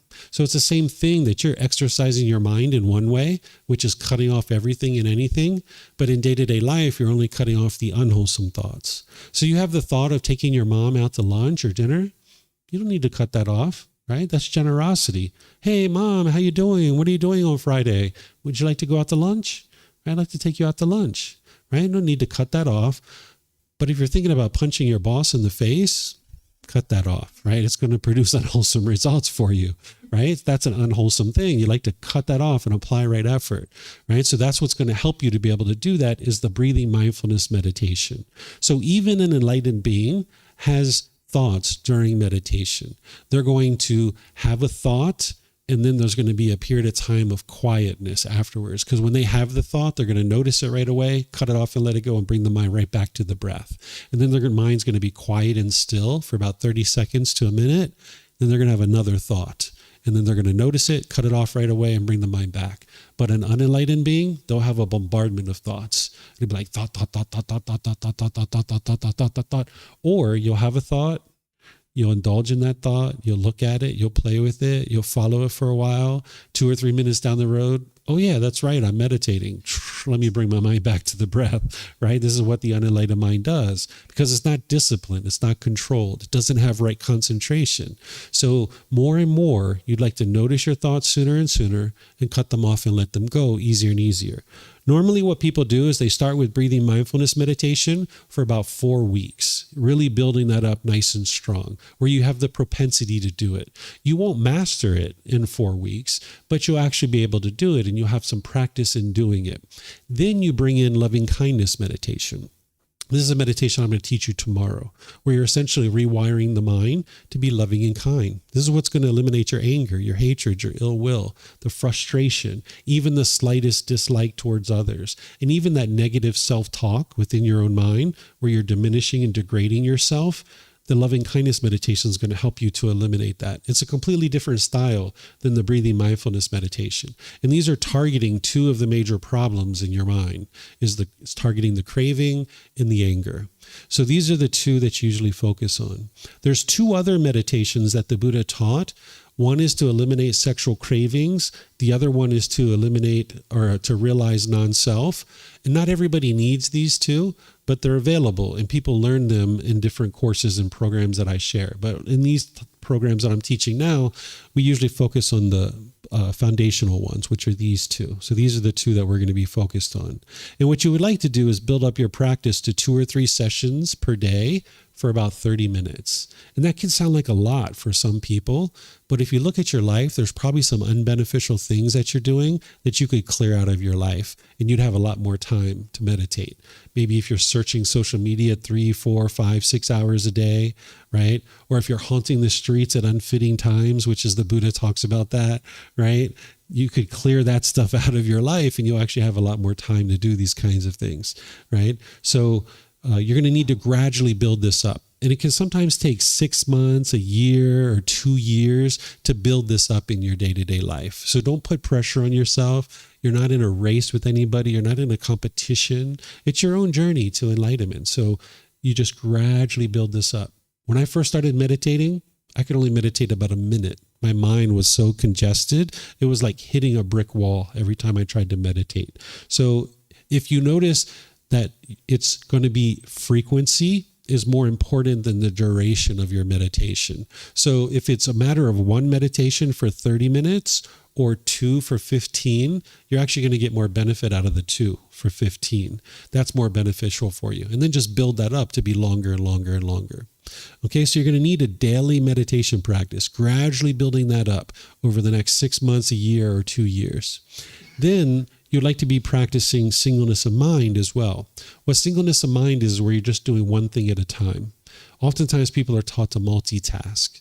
Your mind can't multitask. It's impossible. You can only do one thing at a time.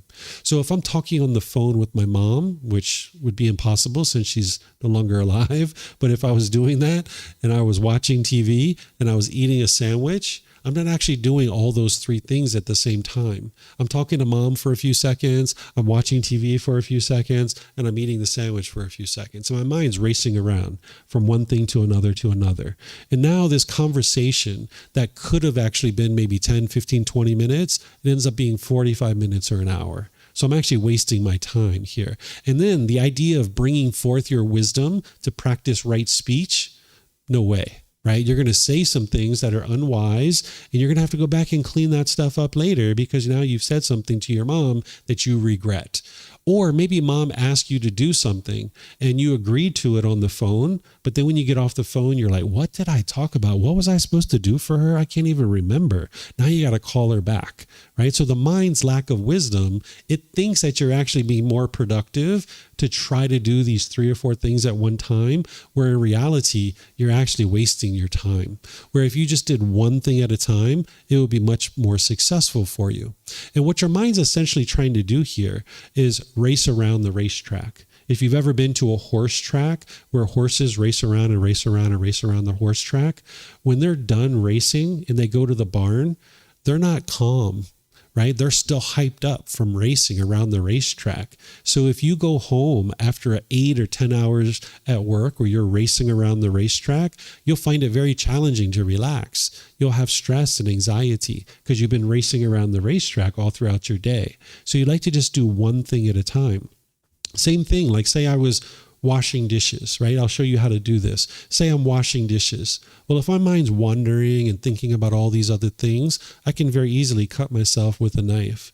Now I've actually got to go to the hospital. I got to get stitches. I got to spend this money.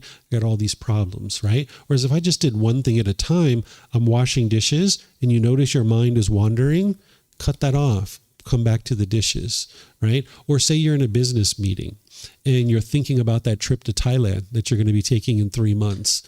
Cut that off, bring it back to the meeting, right? No need to think about the trip to Thailand because right now you're in a business meeting and you need to handle this. So just do one thing at a time. The way that I think about this is if you practice singleness of mind close enough that you're going to see your mind becoming more and more focused, more concentrated. It's kind of like a piece of wood. And if you have a steel rod and you grind that steel rod back and forth on the wood, initially it's going to bounce around a lot because there's not a groove there yet. But if you grind that steel rod back and forth enough, you're going to get a nice little groove going. And then when it pops out, you're going to know that and you're going to bring it right back. And now you can grind it some more. But eventually you're going to get a deep enough groove in this wood that it's so deep, it won't pop out. Your mind's just focused and concentrated and clear. But you'll never get to that point if you allow your mind to just keep bouncing around. So by you practicing singleness of mind in all aspects of your life, you'll see your mind becomes more focused and more concentrated. So if you're eating and you're looking at YouTube too, you're not actually doing both of those things at one time. Your mind's flipping back and forth, back and forth, back and forth, back and forth, right? And what the mind thinks is when you sit there and eat by yourself, you're bored, you're lonely. That's because of your craving. And the mind thinks the way to solve this is let me have some YouTube. That'll fix it. Nope, doesn't fix it. You're just covering it up because there's an underlying craving that's producing that boredom and that loneliness, and you'll never get rid of it if you just give the mind this YouTube. So if you set that aside and you just focus on eating and being comfortable with eating alone and eating by yourself, and you overcome that boredom, you overcome that loneliness, now you can eat no problem. You're not bored, you're not lonely. Right? But if you keep giving your mind these other things to do, your mind's just bouncing around like this. So the Buddha teaches you that when you're eating, you're eating. When you're walking, you're walking. When you're talking, you're talking. Just do one thing at a time, not allowing your mind to bounce around like that. And that's where you'll experience more and more concentration. And now that concentration will help you in all parts of your life. Okay? So now, just to kind of summarize this, right effort is taking the initiative to eliminate unwholesome aspects of the mind and cultivate wholesome qualities in the mind. You're going to need to apply the effort to do this. There's no simple way to do it. You can't press a button. You're going to need to apply the effort to be able to either eliminate unwholesome qualities or cultivate wholesome qualities. Then you're going to need mindfulness because that's what's going to allow you to practice right effort. Is you're going to need this awareness of mind with the 4 foundations of mindfulness, being aware of the bodily sensations, the feelings, the condition of the mind, and the mental objects. And oftentimes it takes you a few years even to get to the point where you can notice the 4 foundations of mindfulness. This isn't a quick journey, right? If you're trying to hurry up and get to enlightenment, you haven't understood enlightenment, that's a craving, the mind's longing, yearning for it. You need to be able to gradually pursue it as a goal, objective, or interest. So it's going to take you some time just to get to the point where you can notice the 4 foundations of mindfulness in all situations. So you'd like to start with just developing general awareness of the mind, but then more specifically, the 4 foundations of mindfulness, being aware of the bodily sensations, that early warning system to cut off and let go, the feelings, the condition of the mind, and then the mental objects. Then right concentration is to practice meditation, the breathing mindfulness meditation and loving kindness meditation, developing all the factors of the Eightfold Path, practicing singleness of mind until you're experiencing the jhanas. And then as you experience the jhanas, your practice is going to pivot, but we'll talk about that another time. But this is right concentration. So any questions here about any of these? Yeah, go for it, Joe.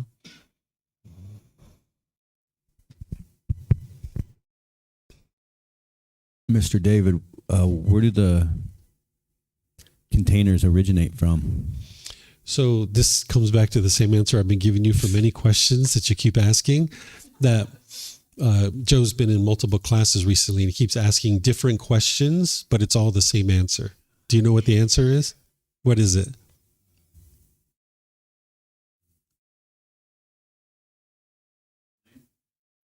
It's from the unknowing of true reality, the ignorance.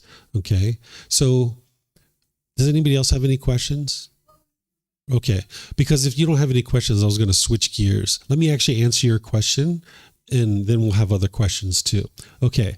So to answer Joe's question, so you can understand where all of this stuff is coming from, is actually in this talk that I had planned for the afternoon, that it usually takes me about an hour to deliver this talk, but I'm going to do it in like 5 minutes to help you guys understand.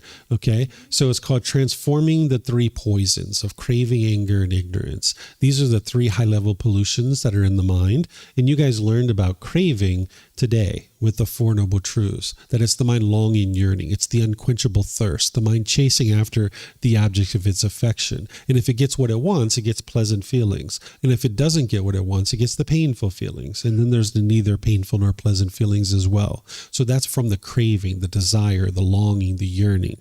And then when the mind's not getting what it wants, this anger arises, the bitterness, the hostility, the harshness. And that's where the mind becomes unskillful and it tends to push people away, or it pushes a situation away. This is called aversion.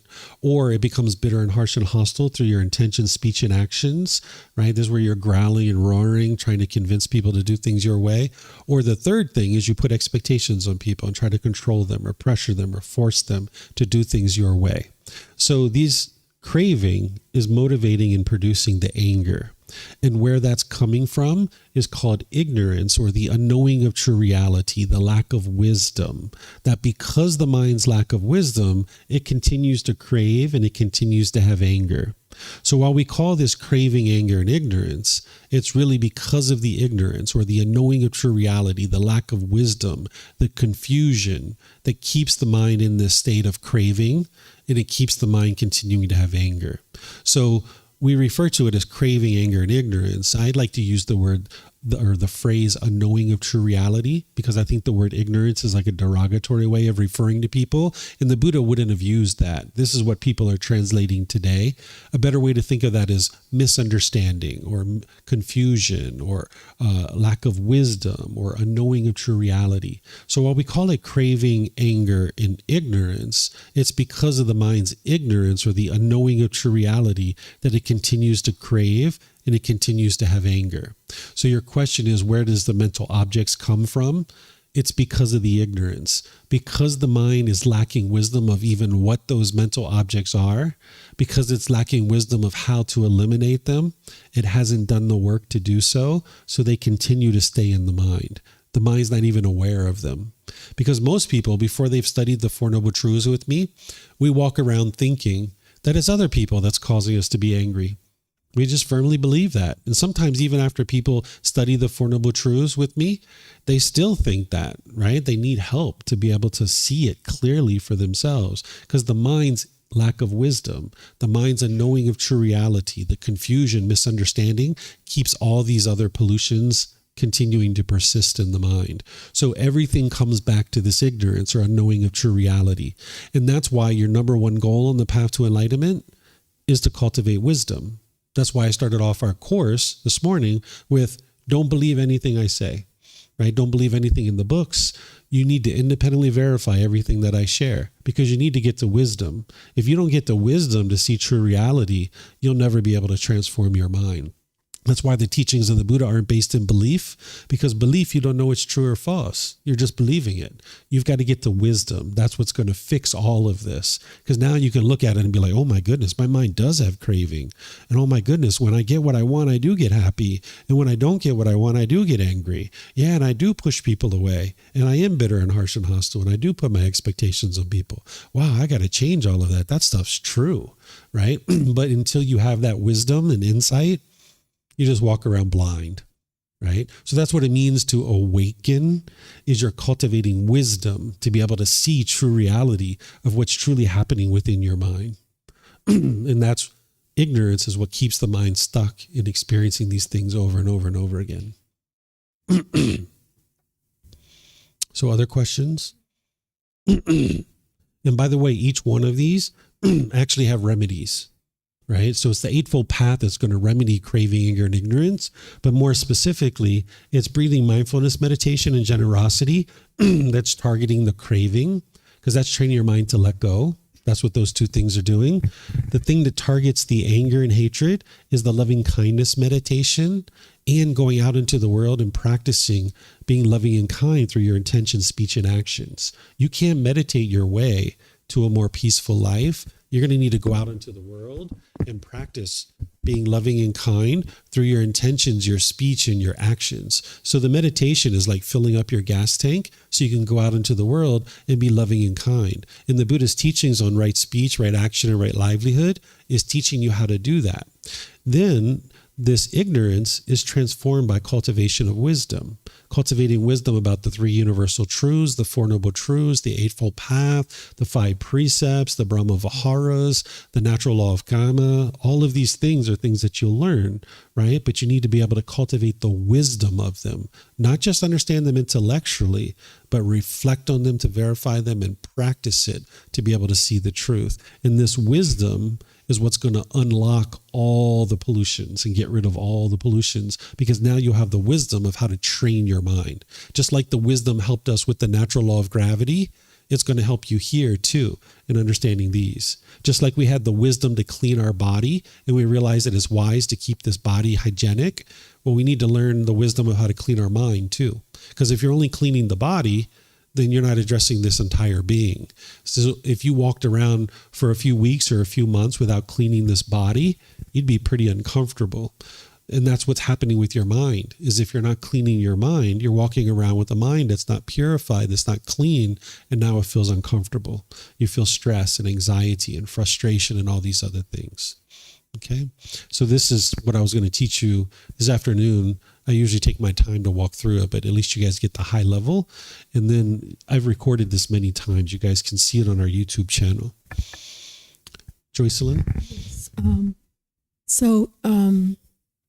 Unwholesome mental states.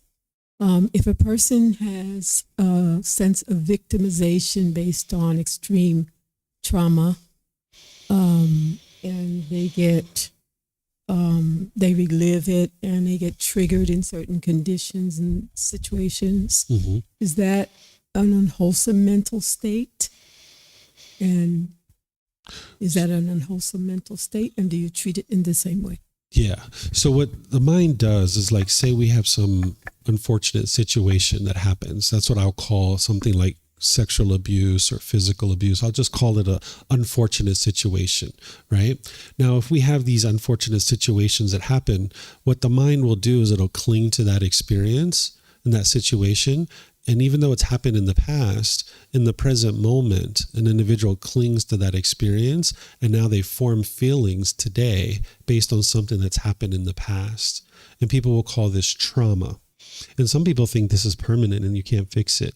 This isn't actually true, right? So all that's happened here is the mind is clinging to this experience, and now it's forming feelings today based on things that happened in the past. This is those 6 sense bases: the eyes, ears, nose, tongue, the body, in the mind itself. There hasn't been any contact through the eyes, ears, nose, tongue, or the body. It's just the mind sitting here thinking about sexually being abused when I was a child, or physically being abused as a child. And now, because the mind is having that thought, in the present moment, it's experiencing, certain painful feelings, where you can train your mind to let that go and not form those feelings. You can completely purify the mind of that. So the unwholesome mental state there is the clinging, the craving, the holding on to this thing. That's what you need to let go of. Where by the time you get to enlightenment, you'll remember that you had this abuse that happened in the past, but it won't affect your mind because your mind will be completely purified. So you'll still have the memories of it, but you won't be forming feelings based on that. So you'll know that it actually occurred, but you won't be forming feelings. And that's where the liberation, that's where the freedom is. Because as long as you cling to this and you form feelings on it today, then your mind's not free. So that's what the Buddha is teaching you, how to let this go, where you'll ultimately remember that it happened, but you just won't have feelings based on it. Mm-hmm. Mm-hmm. No other questions? So I wouldn't like to call like being a victim an unwholesome mental state, right? Because some people call this survivor now, right? Like you're a survivor of this particular situation. It's not unwholesome to think that, yeah, this thing happened to me and I have survived this, right? The unwholesome mental state is when you're clinging or craving and you're holding on to this experience, and now you're forming feelings today based on that experience that happened in the past. So it's the craving and clinging that is the unwholesome mental state. Knowing that I survived this abuse, or that I was even a victim of this abuse, isn't unwholesome. It's just the fact that you need to move past that and realize that it doesn't define who you are today as a person. Another way we can talk about this is, let's just say someone uses drugs and alcohol in the past, right? Someone might think that I am an alcoholic or I am an addict, and now they feel guilty and shameful about that. This is the personal existence view that we were talking about this morning, where the mind's clinging to the decisions that you made in the past, identifying with that as who you are as a person, and now you're forming feelings based on that, where you can get to the point where you're like, no, that doesn't define who I am. I used to make those decisions to use drugs and alcohol in the past, but that doesn't define me as a person. So you can get rid of that I am an alcoholic or I am an addict, and just understand that, yeah, it's unwise to ever go back to that stuff, but I don't have to form an identity or a label of who I am. And it's the same thing if somebody has sexual abuse or physical abuse. I don't need to identify with, I am a victim of this, and I am going to now feel miserable for the rest of my life just because of this situation that occurred in the past. No, I don't have to identify with that as who I am. I can know that that thing happened, and now in the present moment, don't allow my mind to form feelings based on it, or identify as who I am as a person based on that thing. Right? So these things happen. A lot of us have been sexually abused or physically abused, but we can get beyond it where we don't form feelings based on those things. Mm-hmm. And that's where the training of the mind comes in, to train your mind to let it go. Mm-hmm. All right. I don't see any questions anywhere. Let me just check online here. We have some people online too. Okay. All right. I don't see any questions there either. All right. So It's basically 3:00. So I'll just end the way I end all my classes, which is thanking you for your learning. Thank you for your interest to grow and develop on the path. The reason why I thank students at the end of each class is because I understand it's challenging to come to a place like this and talk about things that are very different than what it is that you've grown up with and the way that you currently think. It's challenging to confront some of your false beliefs and opinions and views and things like this. It's much easier up front to go to a place where you can just believe a bunch of things and then just think that something good's going to happen in the future. It's easy up front to do that, but then later your life is really hard because you don't have the wisdom to make wise decisions. It's a lot more challenging to come to a place like this, listen to someone talk, understand what it is that they're saying, challenging some of your beliefs and maybe being in conflict with your views and opinions. That's a lot more challenging for you to do. But then life is so much easier afterwards because you learn the wisdom of how to improve your life and make better and better decisions and get into harmonious relationships. So I always admire people who choose to do this inner work, to do this inner growth and this inner development. Because there's a lot of people in the world right now that are truly hurting and experiencing a lot of pain, and they don't even know that there's a solution for them. They don't even know there's an answer for them out there. So that's why I'm dedicated to do what I do, because I know that these teachings absolutely lead to where the Buddha said they do. And I really admire people who choose to do this inner work. So that's why I end each one of my classes, and I even start each one of my classes with the thank you that you're here, because it's helping you. It's helping those close to you because you're causing less and less harm. And it's helping all of humanity to become a better and better place. And slowly but surely, as more and more people learn this wisdom, it's going to help you, those close to you, and all of humanity. And humanity becomes a more kind, more gentle, more loving place to be. So thank you for your commitment and your dedication to growing and learning as an individual and doing this really tough inner work that it takes to be able to grow on this path. But that's also why I end my classes at 3:00. To give your mind a break, to go out and have fun and enjoy yourself and take some of the things you learned here and apply them in your day-to-day life. Because now you have the whole rest of the day to enjoy and go spend time with people. So whatever you guys choose to do, have a very lovely and wonderful rest of your day, and perhaps we'll see you next time. Okay? Sawadee krap. Sawadee krap.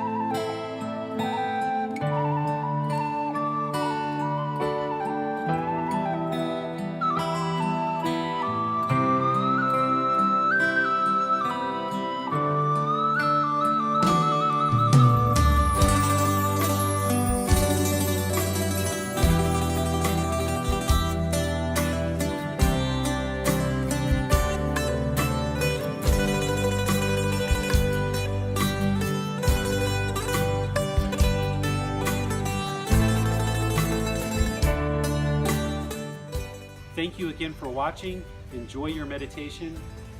Look forward to seeing you online and answering any questions that you might have. Thank you so much.